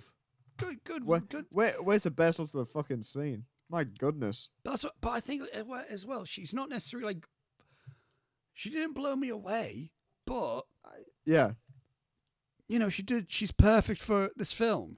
Yeah, she does exactly what she needs to for this. And I like, obviously she's the final girl virgin trope, but I like how that's not at all a factor. You only know that really because like her through friends the gossip make fun of her or whatever. Yeah, or like they're trying to get a hook up with Ben Tramer. Yeah, whoever that guy is. Oh boy, do you find Ben Tramer is in the second film? Oh God. That you're making it sound like that's a bad thing. Oh no! Like a truly iconic moment in Halloween 2. Oh hell yeah! Involves Ben Tramer. I'm not saying he's amazing in it, but boy is he a good part in that film. Oh God, I feel like he doesn't make it out alive. That's what. And I'm leaving it there. Okay. Fuck. But just as my boy Ben. Yeah, big up Ben Tramer. But like again, it's weird. It is a thing where like I would have loved to just see more scenes with these gals. Yeah. Like again, not necessarily like they were class acting, but it's like I want to see more of their really corny acting. Do you know what I mean? Like, and like you don't get much out of like Linda. No, she's in that first scene with them all, and then she just kind of disappears and doesn't show till. She's like the cheerleader. We know she's a cheerleader. Yeah, she's definitely a cheerleader. We know she. Heck, I forget my chemistry books half the time. Yeah, and her English books, and she doesn't carry any books. Is basically what she's saying. Just say that, love. Yeah, just say, I don't bring any of my books with me, as opposed to listing every single book one by one. You fucking idiot. Oh, but that's what I mean. Like, I miss again. There's a lot of corniness in this film, but none of it is like naff. Yeah, none of it's unwelcome.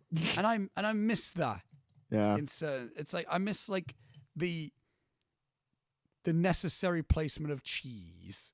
Yes. In a film. I love the scene especially where they pull up with the again they have to like oh shit, there's my dad, quick, hide the weed. Yeah. And then he's like the alarm's going off. And she goes, what happened? What happened? There's a break-in. What? I said there's a break-in. No need to shout. Yeah. So it's like, see, he's always shouting. He's always yelling at me. Because it's the fact that he starts shouting as soon as the fucking alarm goes off and then continues to. Like, if that had happened with me, I'd have been like, there's been a break-in. You know? You don't shout the whole thing, even when the alarm goes off, you fucking idiot. You dumbass. Man. And did you notice when Loomis came in, did you see you would have noticed Michael in the back at the end of that scene, did you? No. Oh, it's cool because you see the car driving. Like, there's a point really? where, like, you see Michael pass him. Like when Loomis goes to the sheriff and blah blah blah blah. And there's just because the shot kind of lingers for a bit, doesn't it, on Loomis? You see the car drive around and pass Loomis. Nice. Yeah, man. I like that. Again, I guess. Yeah. It's like perfect stalking and building up a bit of tension throughout the whole thing.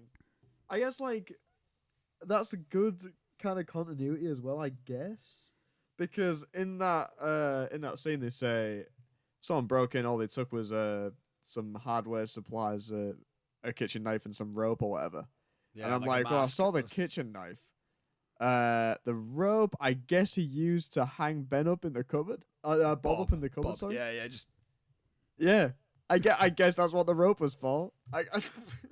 I also like, and also I like, again, I don't get what Michael's trying to do here, but with the fucking, the tombstone of Judith Myers. Just the God, yeah. Because I thought it was gonna be the grave's been robbed. He's like he's like dug her up or something.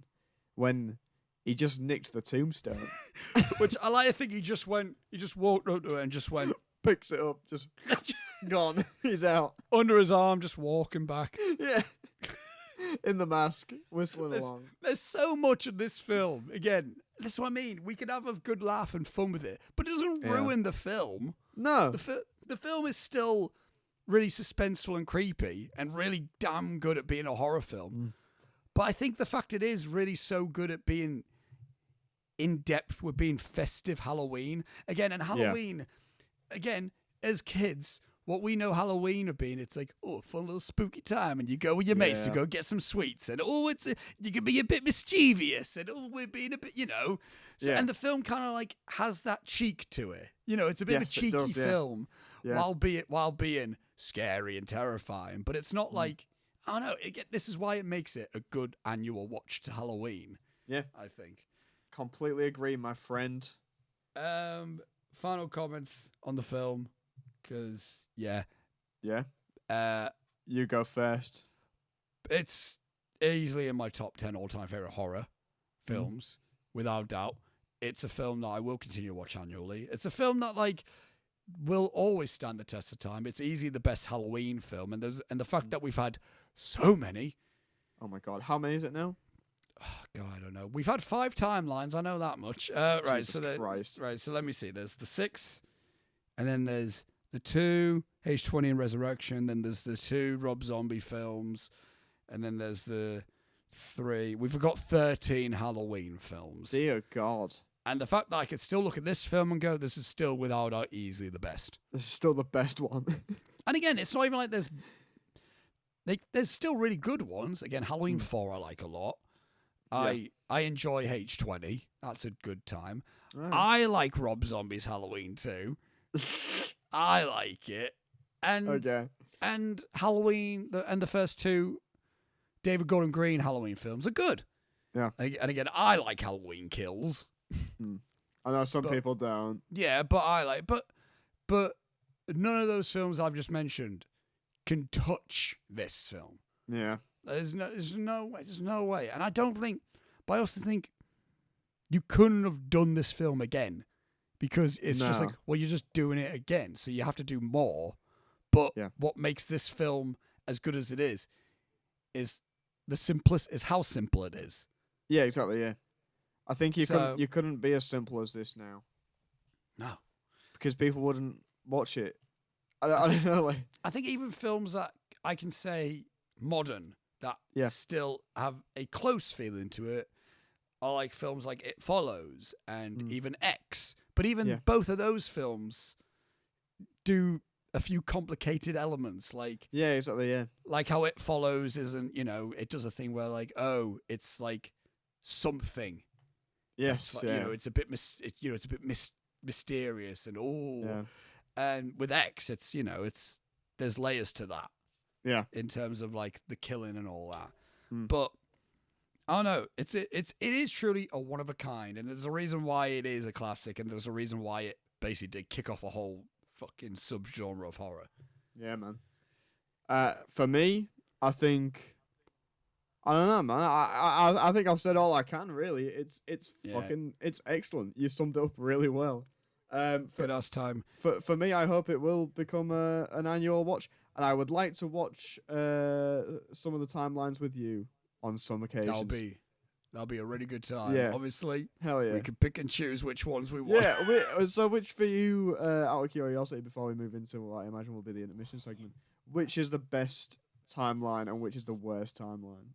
Oh, right. We won't. Right, The Season of the Witch is its own film, and technically that is a timeline. But that's okay. That's his own canon, is it? Yeah. Well, it's separate from everything. Like that's not in the world of anything. That's like its own little universe. But there's obviously no. You're telling me that a toy company didn't try to possess all the children in the world with their masks or whatever in canon? No, Silver Shamrocks was not a thing within Michael Myers. Ah, you're joking. Well, I think in that film, someone's watching 1978 Halloween. They do, yeah. Yeah, so... Yeah. So... Also, in this movie, I noticed, which was interesting... The Thing from Another World. Yeah. Which John Carpenter would later remake 4 years later. Yeah. And do the better version. And that movie is one of my favourite horror movies of all time. Fun fact. I need to give it a rewatch. I've seen it twice. I fucking love that movie. I've seen it twice, and I've not been massively hot on it both times. Oh, okay. So fair enough. You can appreciate the practical effects are incredible.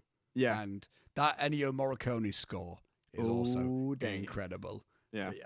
We'll get it involved in a Halloween evening horror movie marathon or something one time. Yeah, definitely. Yeah. In terms of favorite timelines, it's difficult because I don't think there's one timeline that is solely this is perfect, this is it. This is solid all the way through, yeah. I like the Laurie Strode timeline is a really good one. Okay. That is Halloween 2, H20, and Halloween Resurrection. The only thing about that is Resurrection is the worst fucking Halloween film. Oh, okay. That is genuinely one of my least favorite films ever. Like that's like half a star, barely a fucking film. Holy shit! Okay. That's the one where fucking Busta Rhymes goes trick or treat, motherfucker, and then kung fu kicks. Yeah. It's that fucking shit. Pretty good. I had someone go, "You could watch Halloween, Halloween 2, and H20, and that's a good trilogy." I'm like, I can agree with that. That's a really good trilogy. The Jamie Lloyd timeline's good because that's Halloween, Halloween 2, and then Halloween 4, which is really good, and then Halloween 5, which is kind of really forgettable, and then Halloween 6, which is so bad it's good. So that's not. So there's not a shit film in it. Again, 6 is shit, but you could laugh at that one. Yeah, you can have a good time with it. Resurrection. I'm like, I hate my life watching. This I can't so even. Much. Yeah, I can't even laugh at this. It's like Rise of Skywalker versus the prequels kind of situation. Yeah, like at least I can laugh at the prequels, but fuck me, Rise of Skywalker just makes me want to gouge my eyes out with a spoon. Yeah, and the old. I would say those two timelines are better than the Old Man Michael timeline. Okay. Damn. The Old Man Michael timeline isn't bad as well. It's good. It's fine. But I don't know. It loses the feeling of it. Okay. Especially by Ends. Jesus Christ. Ends just loses all the feeling and vibe of it. But even even Halloween 2018, it's like, it still feels too polished. Okay. Type of thing. Yeah. And the two Rob Zombie films are fine. But they're not. But, you're not watching the first Halloween to watch. That's not fitting in that timeline. So, Rob Zombie of the new excellent Monsters movie. Oh boy, have I heard about that. Yeah. I heard about that. But I would say there isn't necessarily a wrong timeline to watch Robbie. Okay. In a sense. So we could either again, it would be a really fun time to do, we could fit a night in on double billing Halloween and Halloween 2, and then if we have time, fit in H20. Okay, and then we could stop Resurrection, because all I could say, the only reason why Resurrection fits in with the Laurie Strode timeline is because Jamie Lee Curtis didn't want any more to do with it. And she went, "You're going to put me in the first 5 minutes and kill me." Jesus. So, and then the rest of the film isn't even anything to do with anything else that we just watched. Okay. So that's fine. So it's not even like we're missing out on the last bit of the story. It's like we can just literally forget that film. Yeah, we don't exists need to see this. Yeah, and just watch 3 solid films. Yeah. So there you good go. Stuff. That's Halloween. Very A class film. What a banger. Oogie spooky. Oogie spooky. And that was our second annual Halloween special discussion. And now we move on to the intermission with yeah. And I'll get through my stuff first, because Robbie, I'm gonna have Jesus Christ. I'm gonna keep it as short as I possibly can. I promise. And I'm also gonna get some audience interaction. And by audience, I mean you. I'm gonna get you. I'm gonna get you to interact with it. Okay, right. Things I want to talk about. I'll talk about the non-spooky film that I've watched first, and then I'll get into the spooky things. On Sunday, I went to Tyneside Cinema with one Joseph Caslin. This Sunday. Yes, to go and see the new Park Chan-wook film, Decision to Leave. Oh, yeah. Big Park Chan-wook fan. I would say he's one of my all-time favorite directors. And love none of all of his films.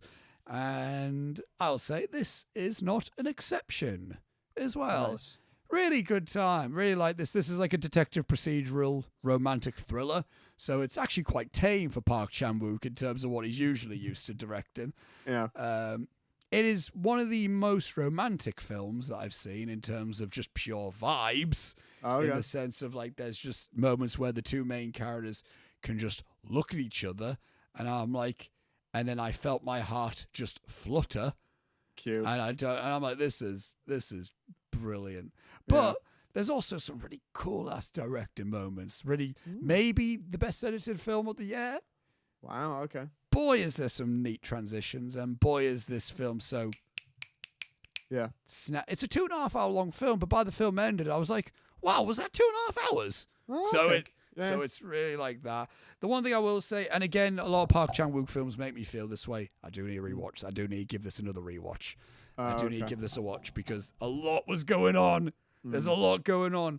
And there's a thing, because the lead actress in it, she's Chinese. A Chinese actress. Tang Wei, I believe, is her name. And obviously the film is set in Korea.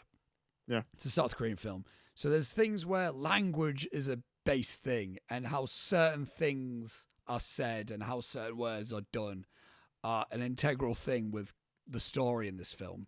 Yeah.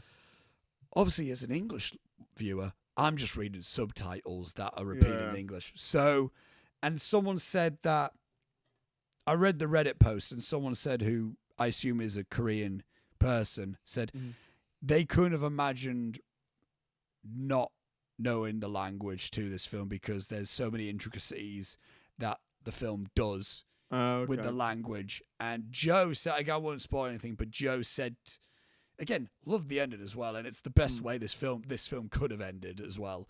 But Joe said that he thinks that a word, like a sentence that was said, and the actual English translation, like the English translation from when it was said in Korean,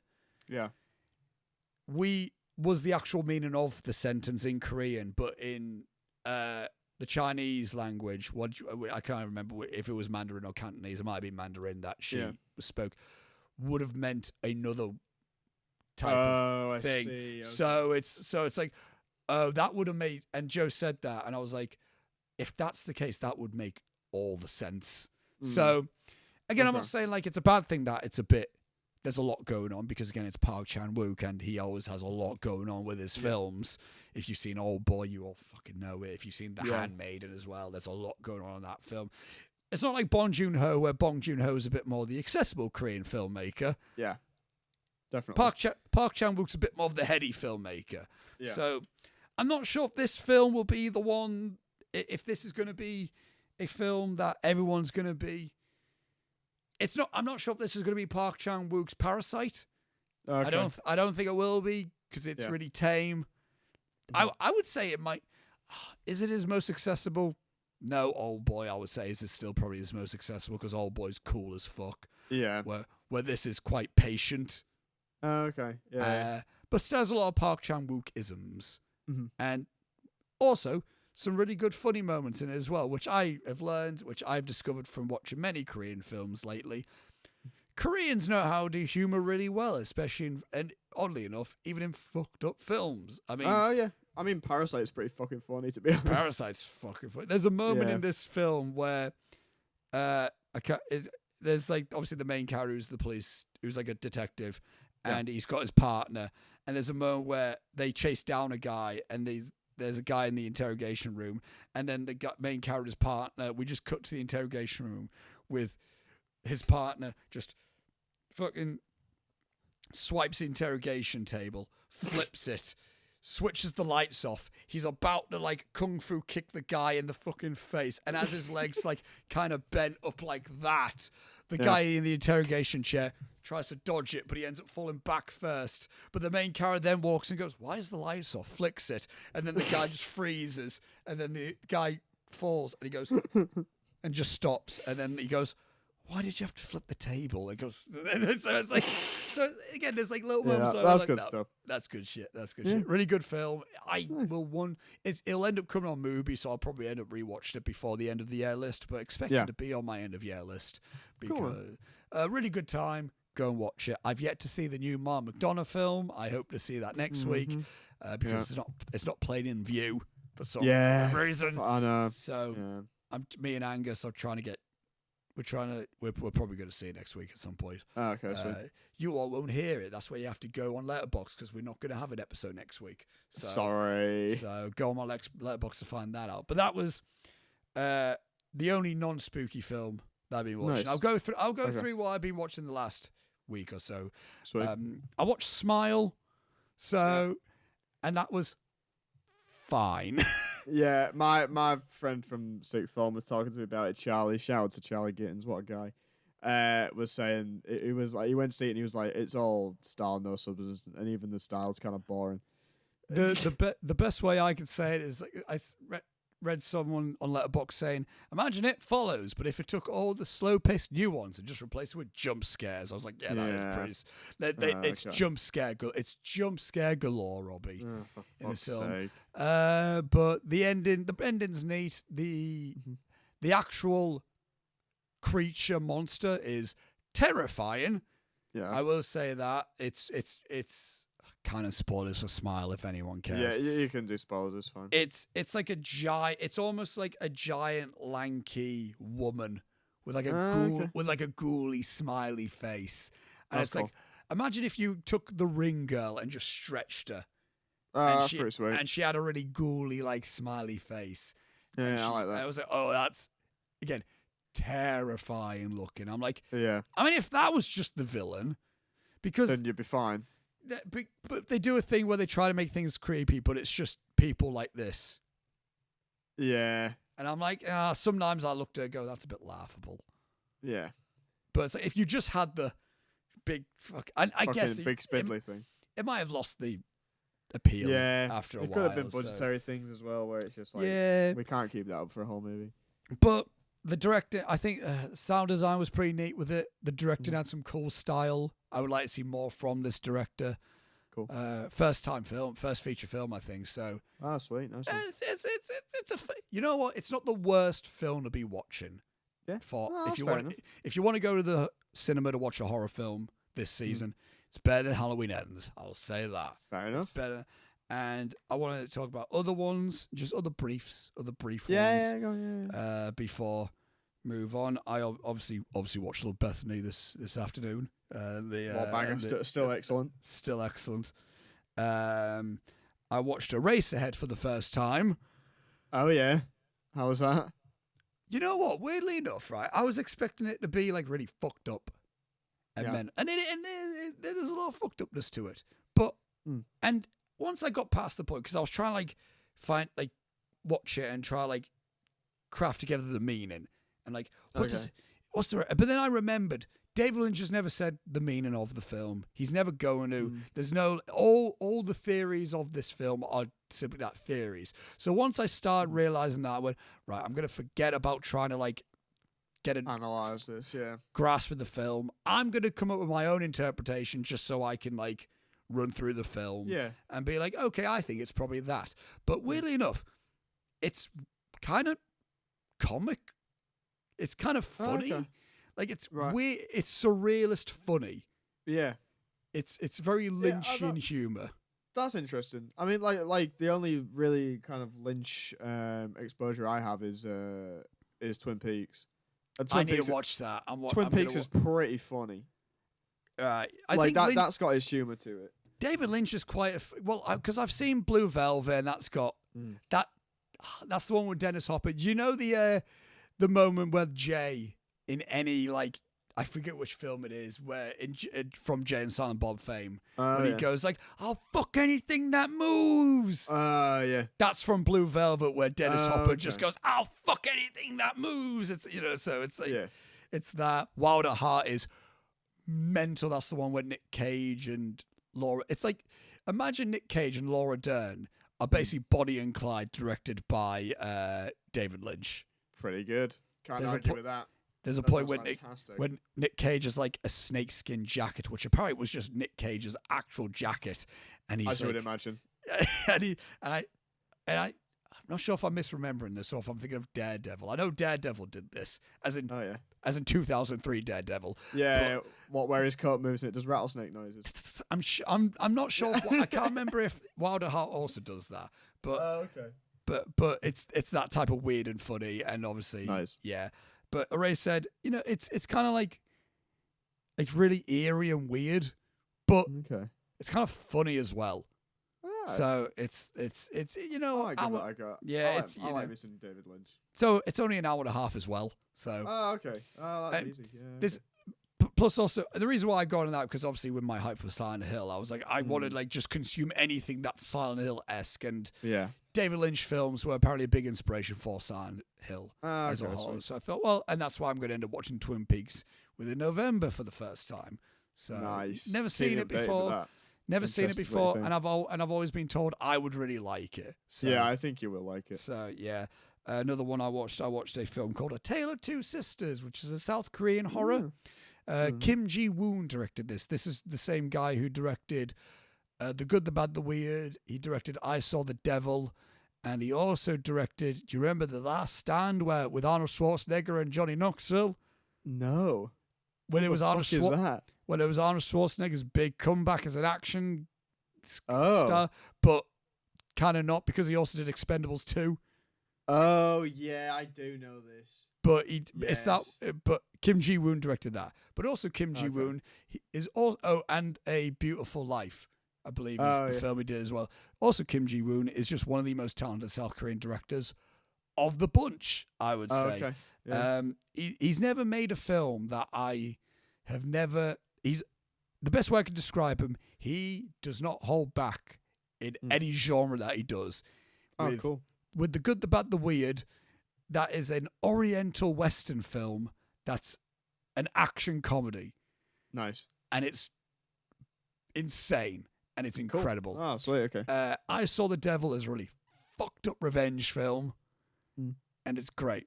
A Beautiful Lie is also is like a action-y kind of revenge film, and that's really fucking cool.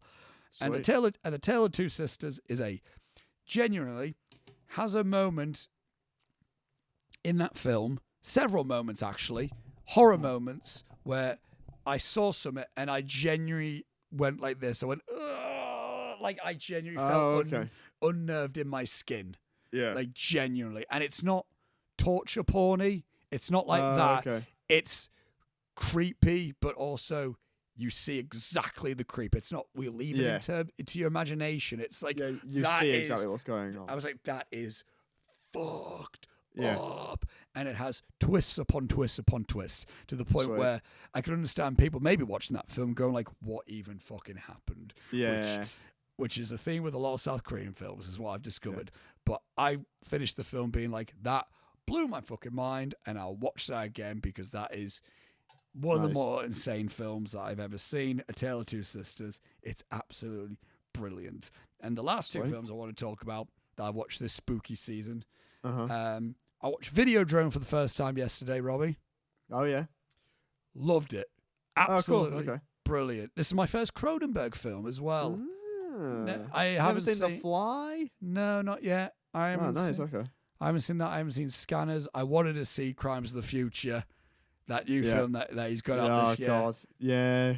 And I want to try and watch it before the end of year list because I feel like that would be right up my fucking alley as well. I do not want to watch that at all. For the fact of, like, I really like Titan, and this just looks like that type of thing. And also, I'm a bit of a simp for Kristen Stewart, so there's that as well. Yeah, so, and also a simp for Viggo Mortensen. So there you go. Me too, man. Holy shit. I know, right? Green Book. God blimey. Not Lord of the Rings. Yeah, Green not Book. Lord of the Rings. Jesus God. Not a fucking idiot. But have you seen Videodrome? I have not, no.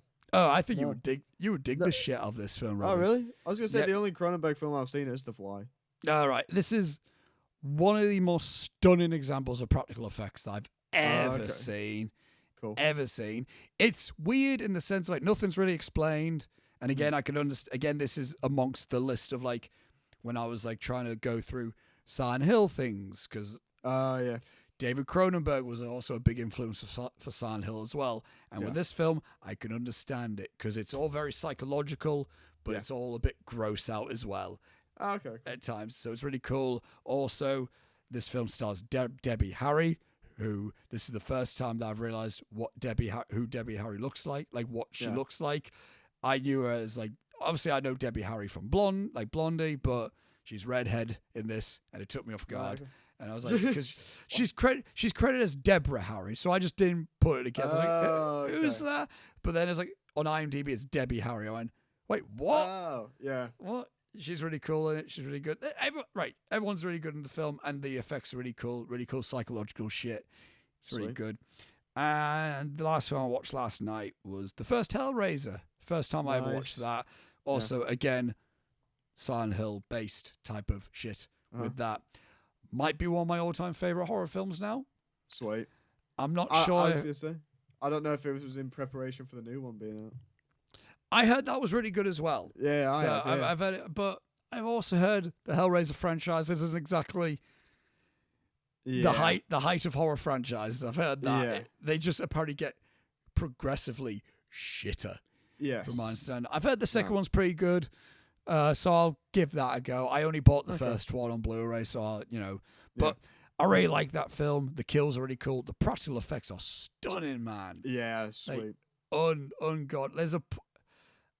I don't even know if I can even how I can even explain it, but it's just like a skeleton is reformed, and you see just limbs, but then like the ribs kind of get built, and then like it's mad. It's mad and it's mad and it's gross. And because I was expecting Pinhead to be the thing, the villain, and he really isn't in this film. He really isn't. It is quite. Yeah. It is a lot more like domestic drama, but with a lot of gross out shit. Really cool. I think you would really like Hellraiser. I think as well. Okay.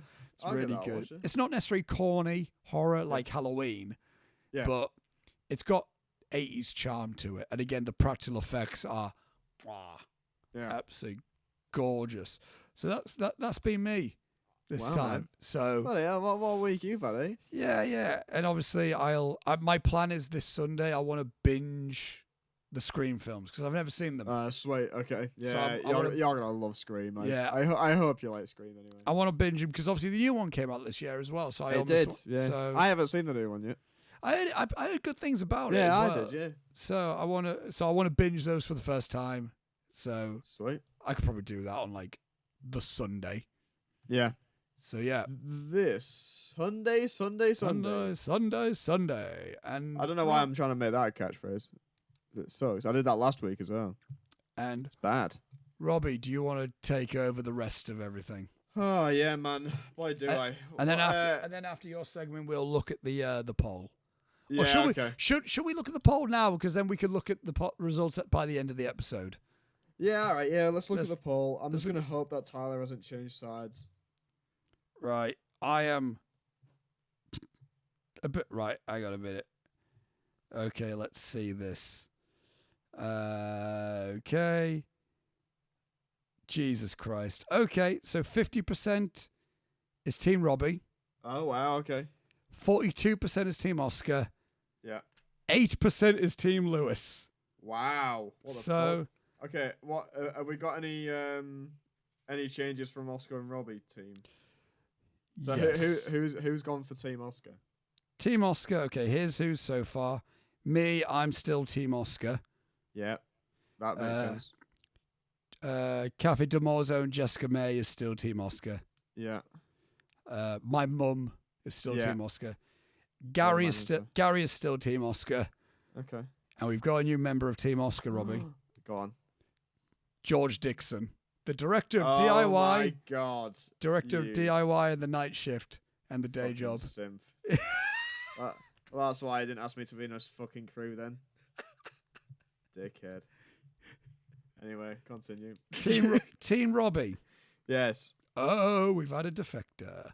Oh, bollocks. We've had two defectors. Yes, all right, go on.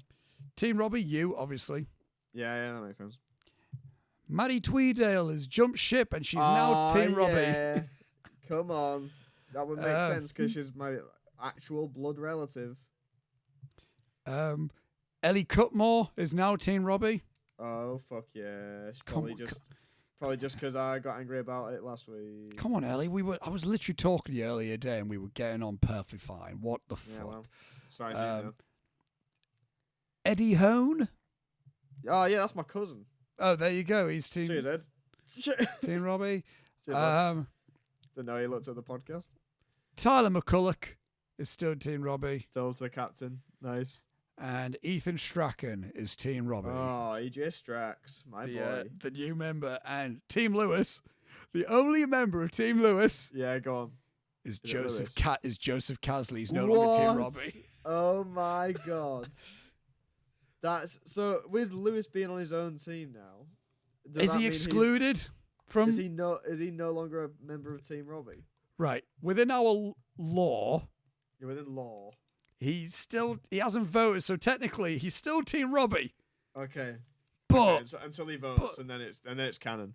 Yes, which will be very amusing if he's still Team Robbie, but he has his own team. Yeah.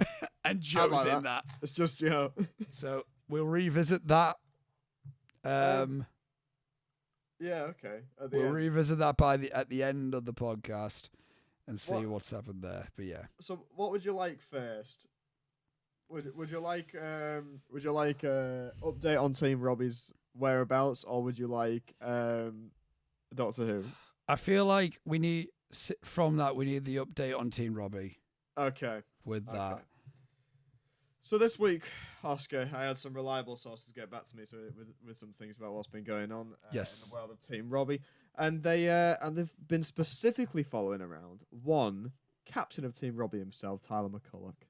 Right. They spotted him walking the streets of Hartlepool after storming out from the previous team meeting, just wandering about. After he had his birth. Is this after his birthday and after everything, or is this? Well, actually, if you noticed, you may have noticed, but you had been drinking, obviously. Yes. He never went home that night. Actually, he just carried on walking. No, he started walking around the streets after the team meeting, after the big debacle with Reese Bruce. Yes. And then he went off on his own little journey. I think a journey of self-discovery, really. and he's actually yet to go home. Well, I saw him today. Before coming on podcast, he entered the Oak Ridge. Okay. Again, the first time I've seen him. Yeah, like in home since his birthday. In all honesty, but by the end of what I'm gonna read you here, you might realise that he's got a new kind of sense of direction. Okay. All right. Okay.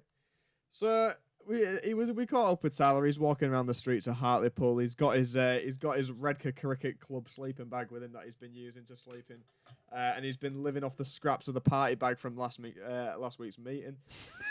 Forgot about the party bag. Yeah, that's right. The party bag. And he's been having a lot of fun with the game that he could use for lots and lots of fun, and he's also got his hot pink ukulele with him to sing any songs that he may need to. So his hot pink ukulele. Yes, yeah. Okay, that's a new addition. So here's a song that Tyler was singing. All right. What? Just on the streets? Was he just going on the streets, just strumming away? Just strumming away on his ukulele. Okay. Sorry. That's got when you need a word to get into it. Yeah. I walk these streets at night, 'cause Team Robbie's going to fucking shite. that Reese Bruce wants to start the war. When all T-Dog wants is Robbie's adoration. He's got lovely hair and a lovely face. That Reese Bruce is a fucking disgrace. I'd like to give his head a punt and kiss Robbie softly on his... And then he stops suddenly. because he's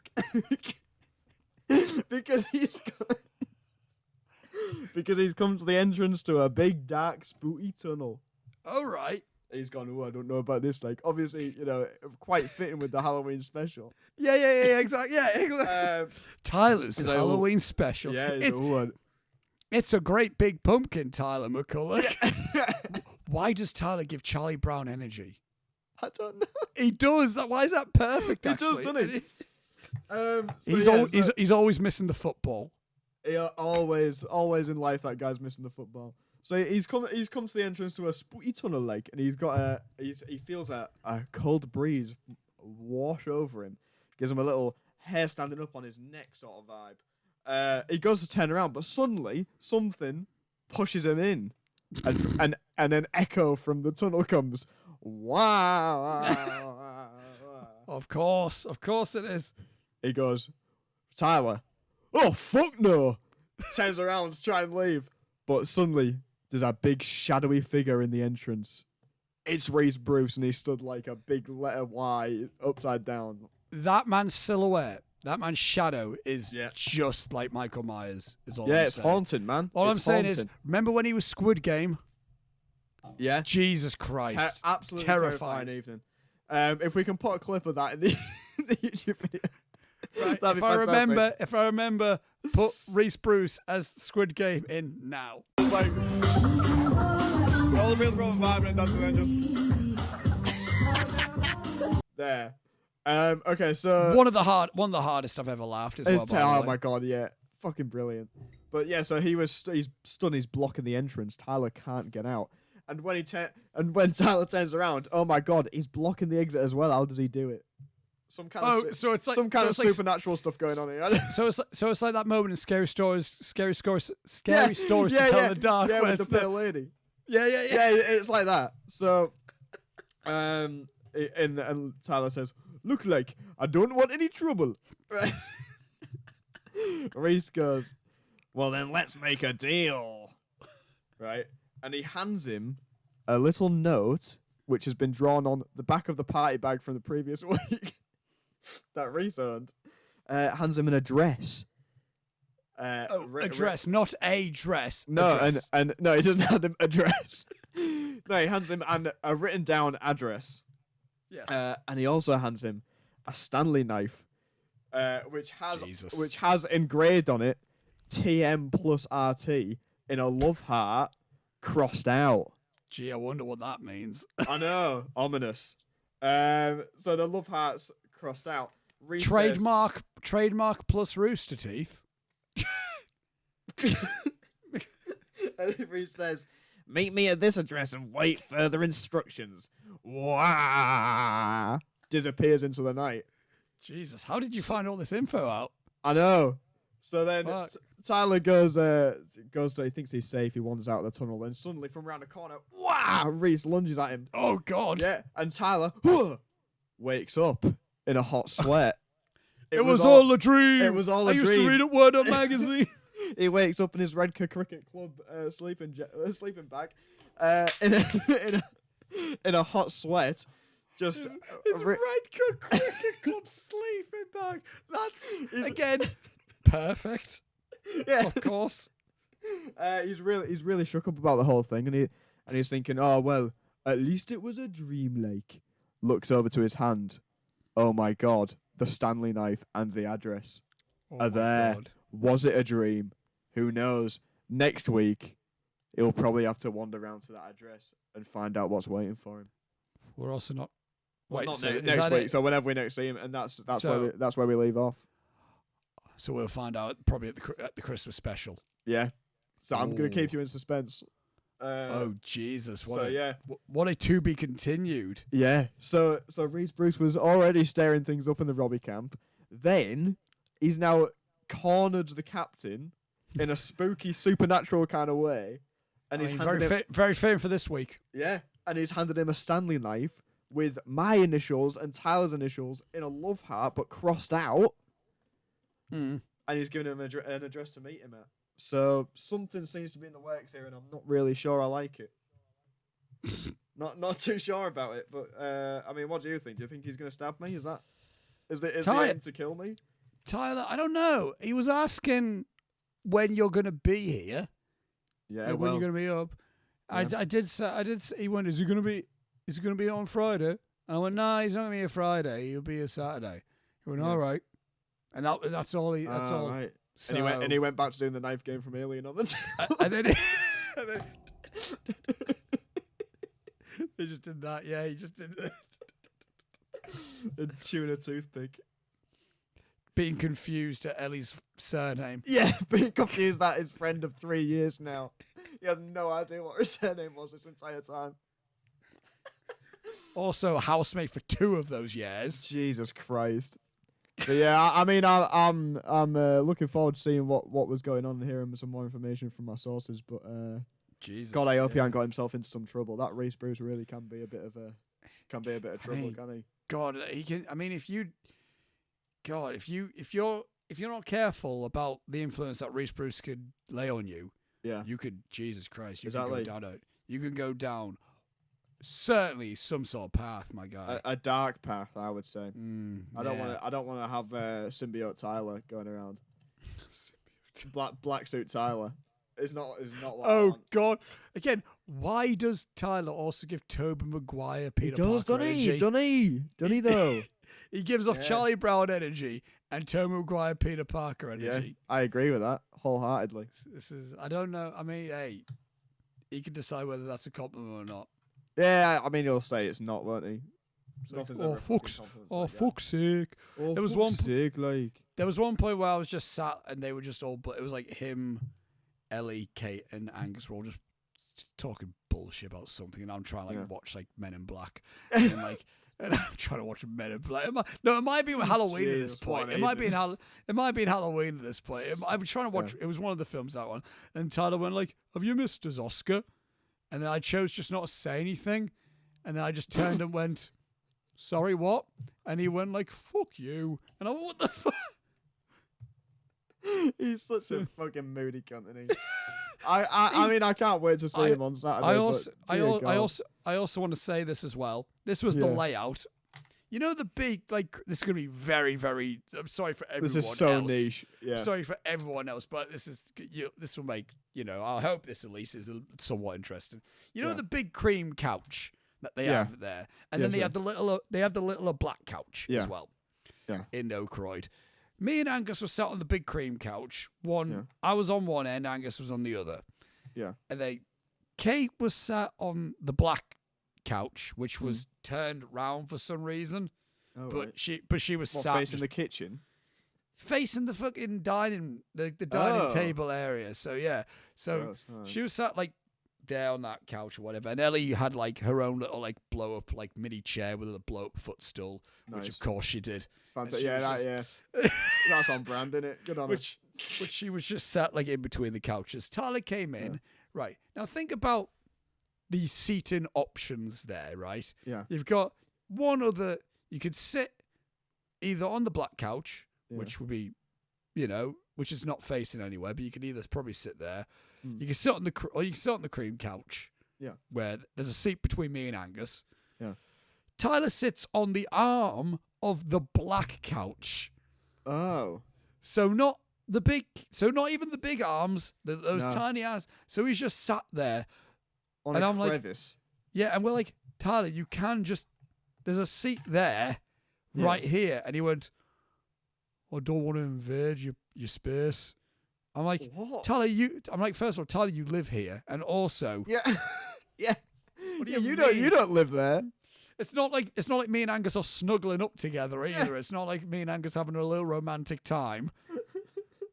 So you could sit down. Him sitting on the arm of a sofa is better than what I thought you were going to say. That boy has so little self-respect for himself that I genuinely thought you were going to say he sat down he sat on the inflatable footstool. He didn't even sit on a seat. No, Ellie had her feet on there. So obviously, fair enough. Obviously, but yeah, that's the Oakroyd update. Very good, very good. I can't wait to see them all. Anyway, what else are you gonna say? You ready for some Doctor Who stuff, baby? This is where I want some interaction from you. You ready? Okay, I'll try to be like. I'm gonna keep energies up. All right. Okay. Okay. Here we go. This. Very good. Get him out now. This Sunday, Oscar, was the 100th anniversary of the BBC special episode of Doctor Who called Doctor Who: The Power of the Doctor. Which also marked the final episode of the tyrant that is Chris Chibnall as head writer of the show, as well as the absolutely lovely lady that is Jodie Whittaker as the Doctor. It was her final episode also, right? Okay. Boy, was it a hot fucking mess, right? I'm gonna go. So I've been planning how I'm gonna discuss this with you, and I think this is the most efficient way of doing it. I'm gonna discuss with you the villain of this episode's plan. The villain of this episode being the Master, right? Right. So, okay. 3 villainous parties in this episode, Oscar. Yeah. And I want you to ask any questions as we go along if anything confuses you, or as to if you go, why did they do that? Okay. Shall I preface my understanding of Doctor Who? Because I'm not completely. I watched it when Tennant first started, and I caught up with Eccleston before then. Okay. And I was a Doctor Who watcher up until the episode of where Rose left the show. It's not because I boycotted, because I wasn't like, no Billy Piper, no Oscar. It wasn't that reason. I just stopped watching because I got secondary school, and I was and you were a baby if you watched Doctor Who. That show's for babies. And then I also got on and watched wrestling for the first time. So, my priorities got overweighed. So, and then I always have been aware of it, but I have not watched a single Doctor Who episode in about 15 years. Right, okay. So, well, then this is going to be a laugh for you. So, do you know who the Master is? For a start. No. Okay. So the Master is it's the Doctor's Joker basically. He's also a Time Lord, and they grew up together, etc. He's been in the show since the fucking 70s. He's the Moriarty to Doctor Who Sherlock, basically, is what he is. Okay, so we had 3 villainous parties in this episode, Oscar. I also want to say before you keep going, if I look like I'm like Jesus Christ, I'm not doing this because you're doing my head in. It's because my caffeine overload's hitting me right now. That is fine, bro. And I've got a headache right here. That's fine. If I'm looking away, and if I'm rubbing my head, I'm just trying not to be ill. That's fine, man. Ride it out. There you go. Okay. 3 villainous parties. We have the Master, the Daleks, the Cybermen, right? I'm going to say this to you now. I know 2 of those things. Good. I know the Daleks and the Cybermen. Well, you now have the context of the Master.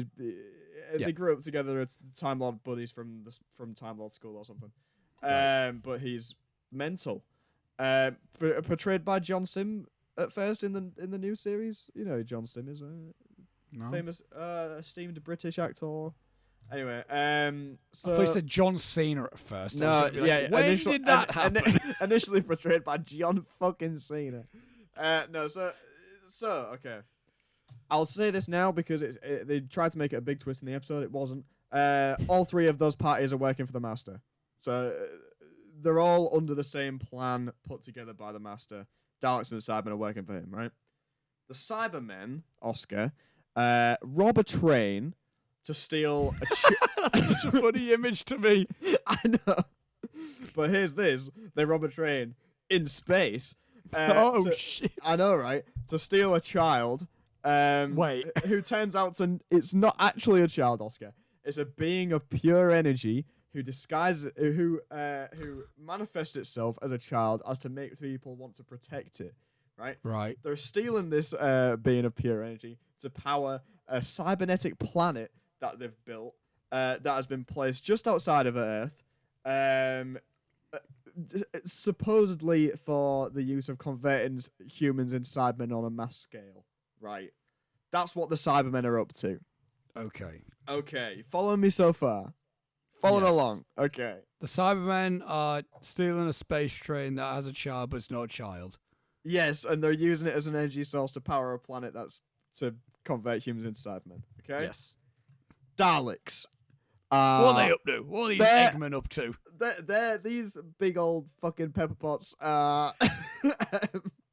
They're drilling into all of the Earth's volcanoes. Oh, so Armageddon. For some reason. So we'll get back to that. And the Master, Oscar, is Rasputin. Wait, and okay. And I don't. So, and I, yeah, sorry. Right, go on. So for the layman, the Cybermen are doing a Once Upon a Time in the West, and the Daleks are doing an Armageddon, and the Master is doing. Repeat what he's doing again. What he's Rasputin. Okay, so he's doing the King's Man. Yeah. So when I say he's Rasputin, I don't mean as in he's kidnapped the real Rasputin and is impersonating Rasputin. It's very much implied that canonically in Doctor Who, the person Rasputin never existed and was always the Master. Fun fact about Rasputin. This might be the thing you were about to say. Is Rasputin the one? Is Rasputin the one that's got his dick and balls in a pickle jar in a museum somewhere? That's exactly what I was going to say. Fun fact about Grigori Rasputin. When he died, his knob was so big that the royal family of Russia chopped it off and kept it in a jar. So, unlucky the Master. I guess it's canon that he had his knob chopped off by the Russian royal family. So he's castrated. The Master's castrated. There you go. I guess. It's like when we watch Rise of Skywalker. It's like, now I have to think who Palpatine shagged. Yeah, exactly. It's like, what's going on there? Anyway, so that's what's going on with those guys.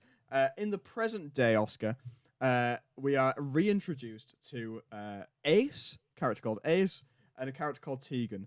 Both of these people were companions to the Doctor during the 1980s. Okay. And it's great to see them on screen. Boy, can you tell that they haven't been on television for 30 years. But right. But God bless them. They're trying their hardest. And particularly Ace was a big deal to see for me She's my favorite companion of the classic series. So she traveled with Sylvester McCoy. Tegan traveled with Peter Davison, right? Not Pete Davidson. Not Pete Davidson, the rapper, not our rapper, the comedian. Peter Davison of All Creatures Great and Small fame. That's like Mike Myers and Michael Myers. Don't you? It really is. So they're chatting, and Ace is telling Tegan that 15 of the world's most famous paintings have gone missing.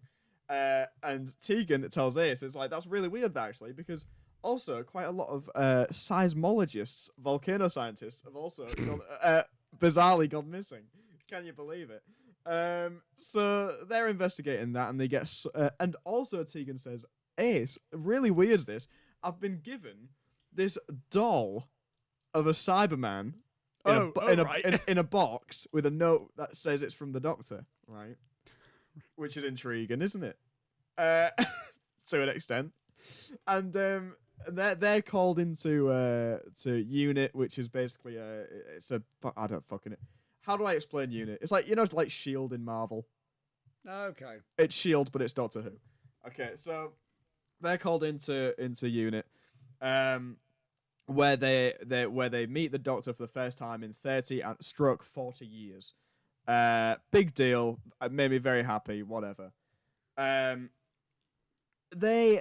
locate the missing paintings, but here's what's happened to the paintings, Oscar. They've all been defaced.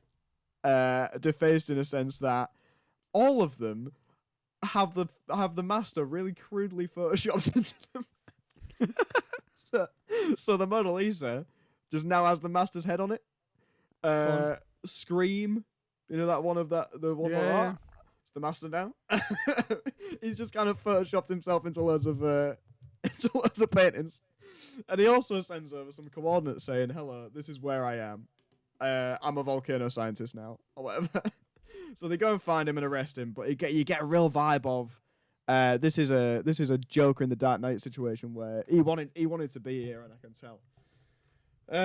Anyway, so then a Dalek contacts the Doctor and says, "Hello, the Doctor. It's me, a Dalek, and I'm not feeling it. What the Daleks are doing at the minute. I think it's a lost cause. I think we're fighting for the wrong things. Come here, and I'll give you some information on how to defeat the Daleks for good." Cool. She's like, "Good. This definitely isn't a trap. So I'll go to that." This seems legit. This seems legit. This is good stuff. So she goes. She goes there. Turns out, oh my god, it's a trap. Actually, the Dalek was actually a traitor. It says apparently it did actually not believe in the cause anymore, but it got found out. So he did what Finn did in Force Awakens. Yeah, he was actually a good lad, but he had to betray him because the Daleks found out that he was a good lad. Dalek. Good lad Dalek. The rest of the Daleks found out that he was. We could call him them. Derek. Dalek. Derek. Yeah, he's Derek. So Derek is brutally murdered by the Daleks. Oh no, Derek! They make him open his case enough, and then they just fire so many lasers at that fucking squid. Jeez. And then squids, aren't they? Basically, yeah. And then the Daleks are like, "Doctor, get in that case and get in that Dalek shell." And she's like, "What?" They're like, "Get in the fucking that shell now." So she gets in it. They close it up, teleport her away. Can't you just tip a Dalek over? I mean, not anymore. They're a bit more advanced than that now. All right. Yeah. I guess in a roundabout way. They got weight to them now. Is that what it is? Yeah. Well, there was a whole thing in the show where it was like, well, couldn't you just like go up some stairs and then the Daleks will be fucked, but they can hover now, so it's fine. So unlucky lads. Anyway, so she gets teleported away in the Dalek cage and is just trapped, and she's now in Russia. With the master. Topical. Yeah, with the master that's in the past that's pretending to be Rasputin. Or is Rasputin? Right. Unclear. Again, it's very unclear if he still has a dick. Who knows? So in the present day, this is what we need answering. Exactly. These are the questions, Chibnall. In the present day, the master that's been captured by Unit is in a cell and explains that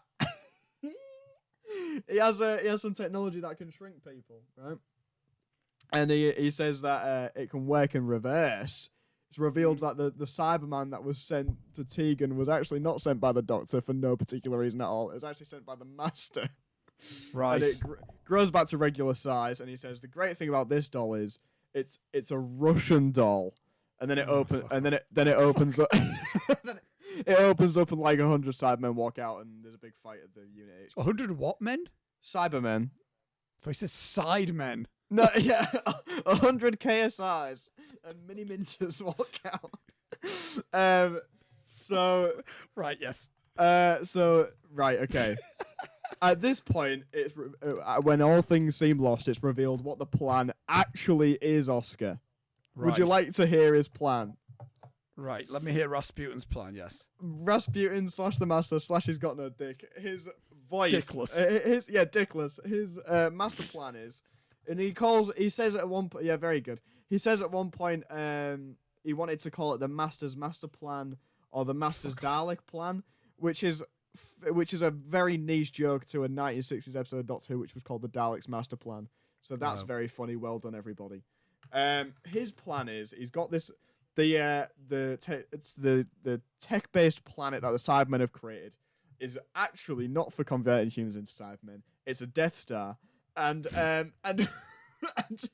what it's specifically designed to do is use the energy from that kid, shoot a big laser to this machine that the Master has made, that both him and the Doctor are going to step into, and it's going to force the Doctor to regenerate into the Master, so that So the Doctor is now the Master.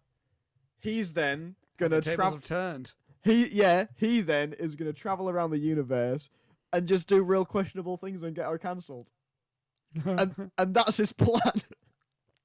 And in the meantime, whilst he's off in the universe, kicking babies in the teeth and making dodgy tweets or whatever and defacing the Doctor's good name. Doing whatever Kanye's doing these days. Yeah, well, topical. Yeah. The Daleks are going to activate what they've been working on in the world's volcanoes, which is to set every volcano in the world off at the same time. So specific. Specific. To destroy the world. So the world will be destroyed and the Doctor won't exist anymore and the Master will be running around as the Doctor, defacing her name or whatever. Of course. Any questions about that plan? Because I have two very specific ones. I mean, I don't, but okay, I've just accepted it at this point. I'll tell you three specific questions I have. So the Master forcing the Doctor to regenerate into the Master is interesting because it keeps the Master's face. So surely, when he's going around doing these questionable things and pretending to be the Doctor, surely anyone can go, well, that's the Master because he's got the Master's face. Right, okay. He still looks like the Master. They do a neat thing where he's dressed up in various different items of clothing from previous Doctors. So he's got like Sylvester McCoy's jumper on, Jodie Whittaker's jacket, Peter Capaldi's trousers. He's got the celery from Peter Davison on his fucking coat.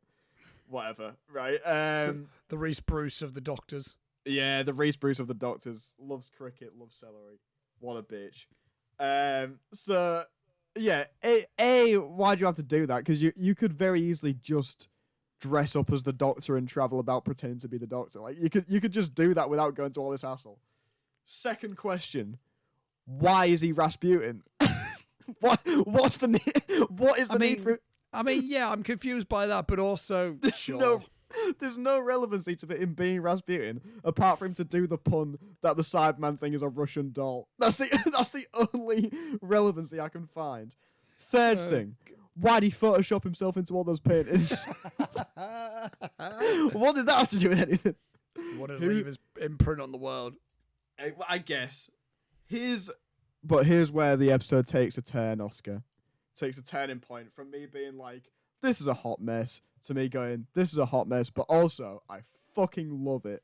Yeah. Because, out of nowhere, they fucking Spider-Man No Way Home it for no reason. Andrew Garfield walks in. Andrew Garfield comes through a portal. Tyler McCulloch walks through a portal. Yes, he does. Reese Bruce is in one. So, what happened earlier in the episode, Oscar, which I did miss out, so I do apologise. Dear God, I'm so sorry. Oh, it's okay. Don't worry about it. John Bishop got shot in the face. You know when I predicted last week that he was going to die? Yeah. I was so close to being right. He got shot, his space helmet broke, but he was still inside the atmosphere of the space train. But he came very close to dying. So as soon as that first 5-minute action sequence is over, he just goes, "I've had enough, Doctor, I'm scared." So he leaves, and he's not seen it. He's not seen it again for the rest of the episode. Anyway, earlier in the episode, the Doctor touched Ace on the shoulder, electric shock, right? Touched Tegan on the shoulder, electric shock. Touches her current companion Yaz on the shoulder, gives her an electric shock.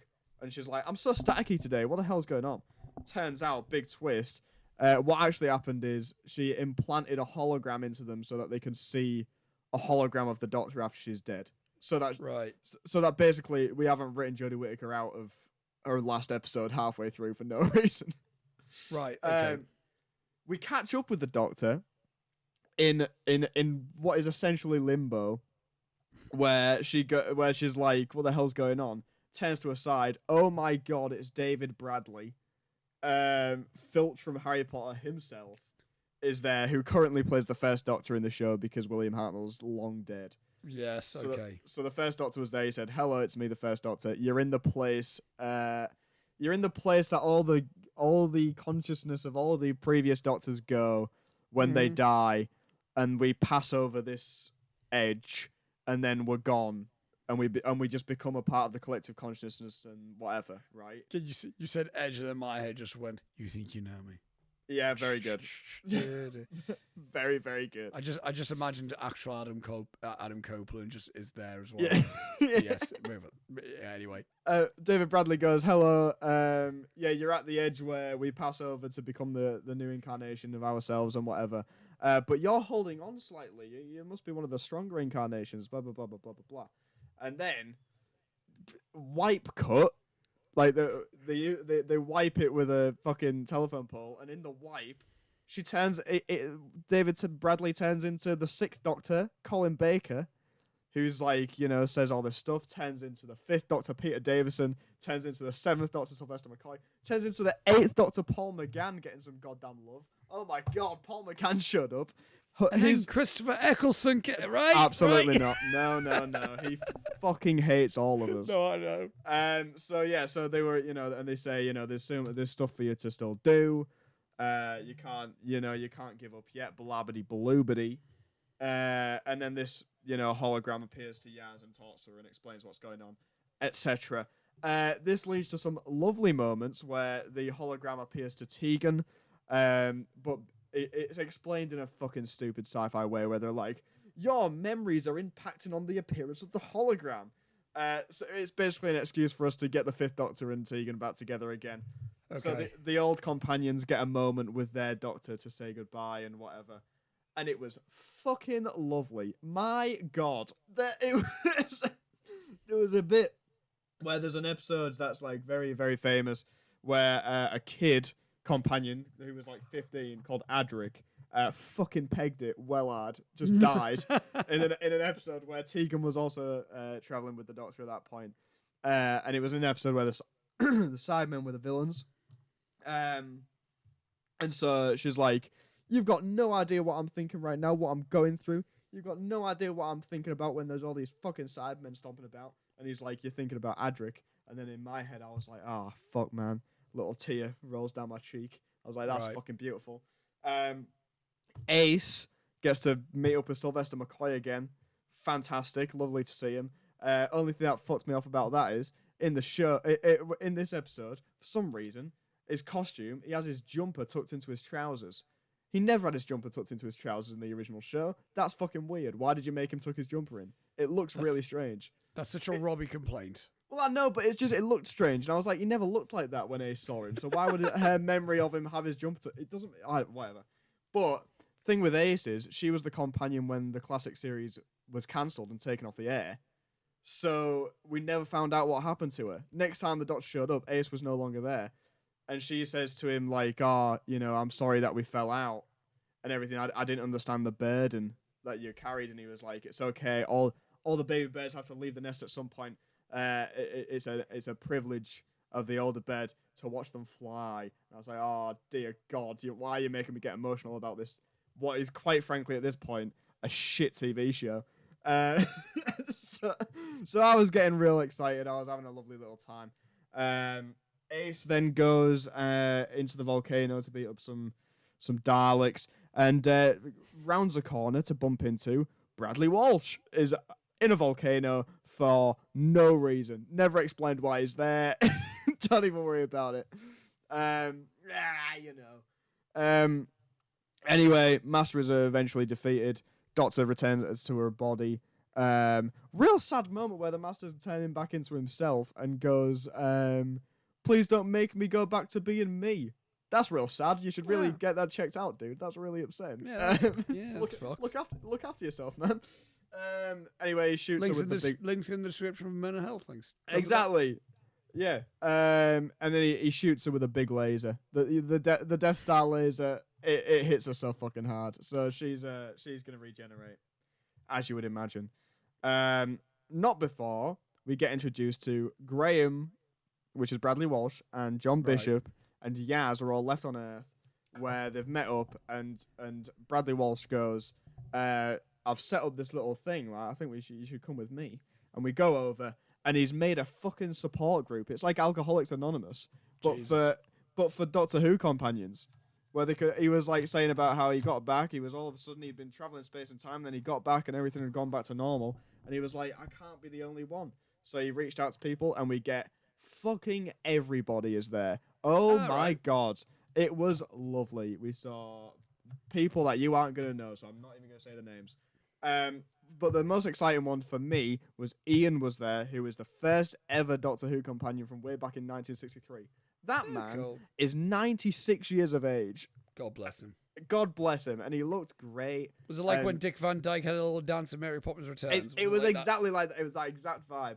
There was a bit where John Bishop was talking about the Doctor, and he was like, and you know, I don't know what I'm gonna do without her, sort of thing. And then Ian from 1963 goes, sorry, did you just say her? And I'm like, oh yeah, because he'll have no fucking idea of what is going on. He only ever met the first Doctor. He's not gonna know that there's any other versions. That's so fucking wholesome. Anyway, after all that, Jodie Whittaker goes and regenerates on her own, and turns into one David Tennant. I saw the regeneration. Yeah, and everybody went. They showed the clip. They showed the clip on the news right after Rishi Sunak became our prime minister. Like, oh yeah, by the way, this all. By the way, David Tennant's the Doctor again. Right after when Liz Truss regenerated into Rishi Sunak, we saw Jodie Whittaker regenerated.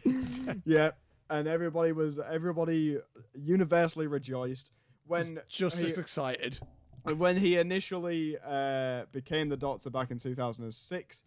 In 2005, his first line was to go around his mouth with his tongue, and he went, new teeth, that's weird.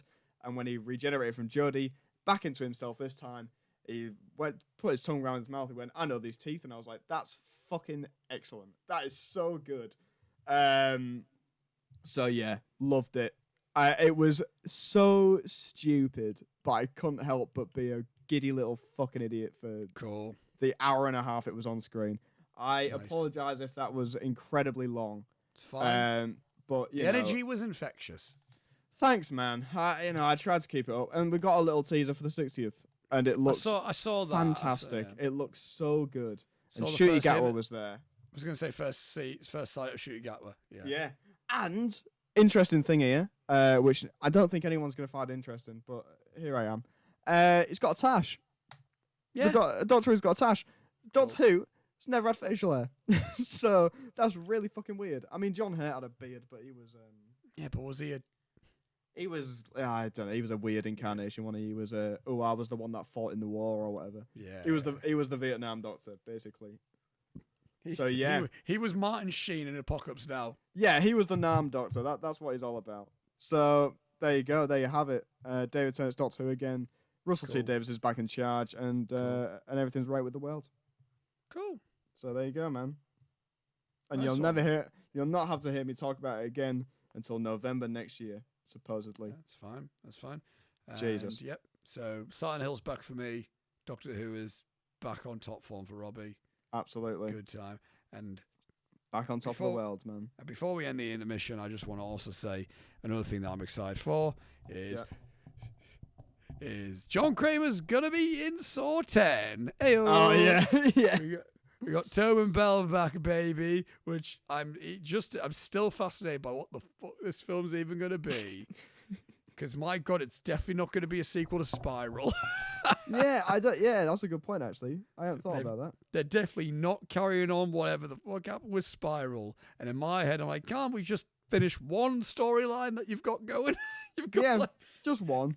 Got like 3 of them. One. Jesus Christ. Got like 3 of them going on. Anyway, should we move on to the...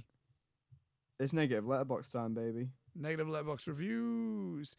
It's constantly on the chopping block. Here it is. I think we might have some fun ones here. If you're unfamiliar with the segment, this is the section of the episode where we go to Letterboxd, go to the film that we've been talking about, and we look at the negative reviews because it's mostly always funny and all that jazz. Yeah, should be. Hang on a minute. Here we go. There's no paragraph reviews, so we should be all good for this one, Robbie. Nice. Here we go. 0.5 star. Annoying characters, weirdly placed jump scares. Plot had no substance other than people walking everywhere for hours just for a final 10 minutes of meat semi-slashing. Only save Michael cocking his head slightly at the boyfriend's corpse, impaled high on the kitchen wall, as if he were a newly discovered Matisse eerie beauty. Little bit wanky there. Yeah, piss poor review, mate. We want the funny ones. Where's Big World? 0.5 star. Sonifero en forma de film. Very good. You did it, actually. I've been asking you to do that for years, and you just did it so nonchalantly. Actually, I did it at one point as well, like one of the episodes. Oh, did you? Yeah, like in season 1, I think. Oh, so I don't remember anything we've done on this. I know, man. I don't remember anything that we've talked about. 0.5 star. IDK, kind of mid. Was that Adam McLean? No. Resident wet wipe of the podcast, Adam McLean. But the you can cut that out if you want. Like he watches this. Oh God. All I'm saying, that review, his profile picture is Heisenberg. Oh, for fuck's sake. 0.5 star. What's all the hype about? Can't even see shit. Open your eyes. Open your eyes. Oh, sorry. That's a film I need to rewatch. Jesus yeah, that's Christ. A Halloween film. That's a good. Yeah, that'll be a good. That's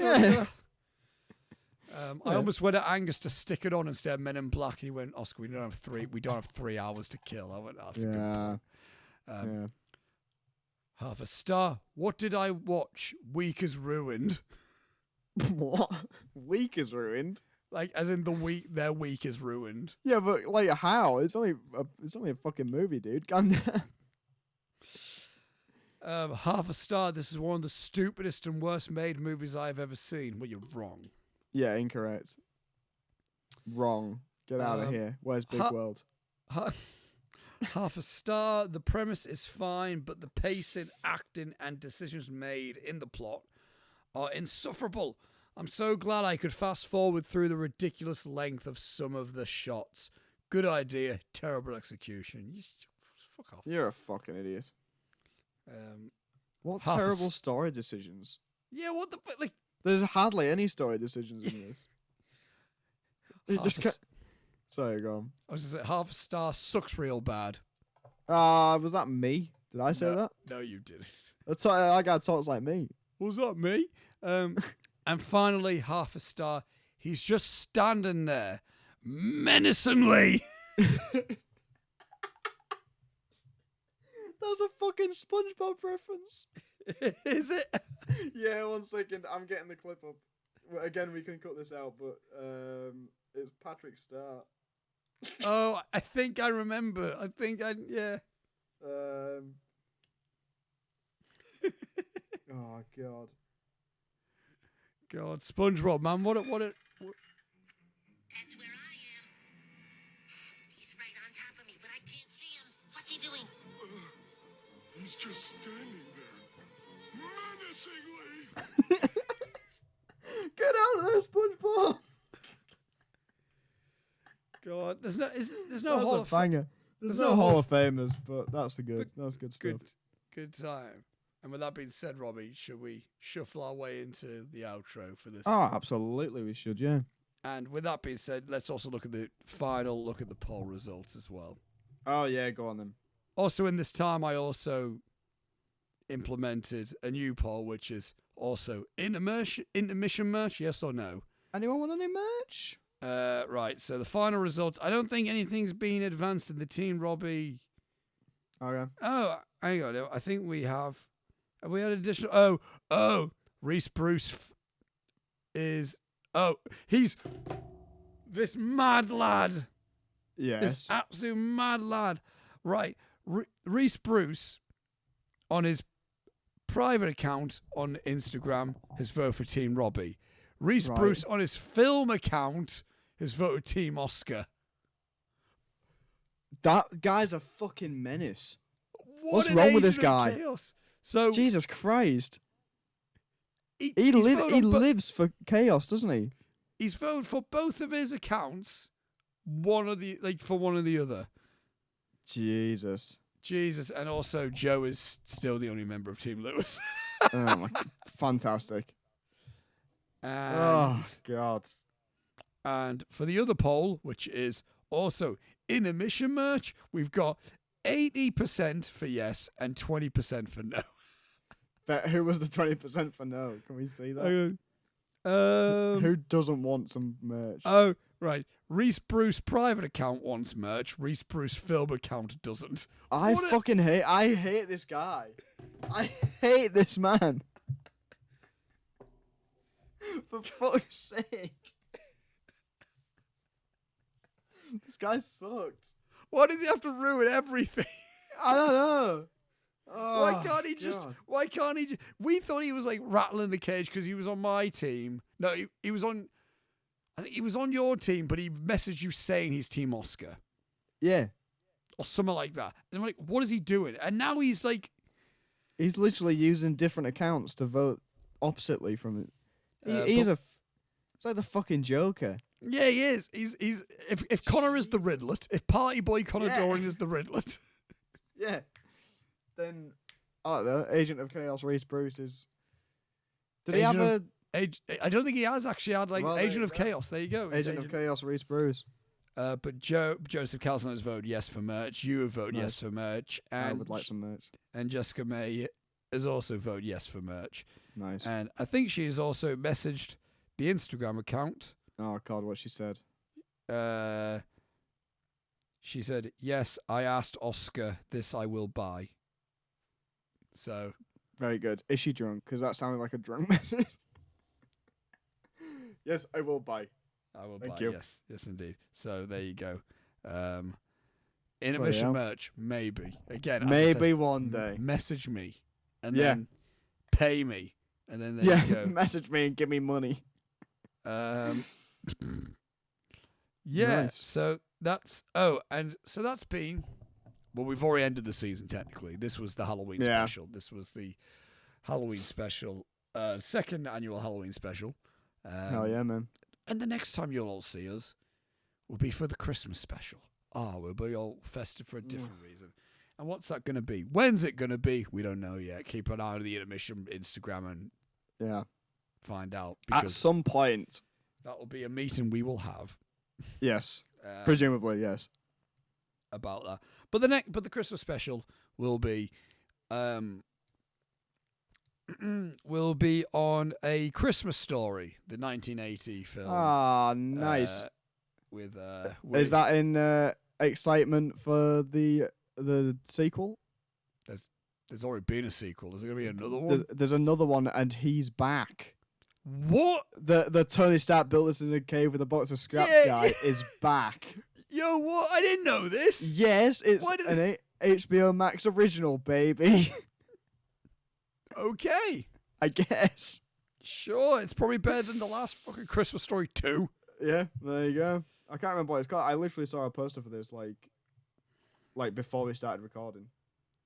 Hang on, because there is a. I want to find out what the title of it is so I can. Yeah, please do. Oh God, where is it?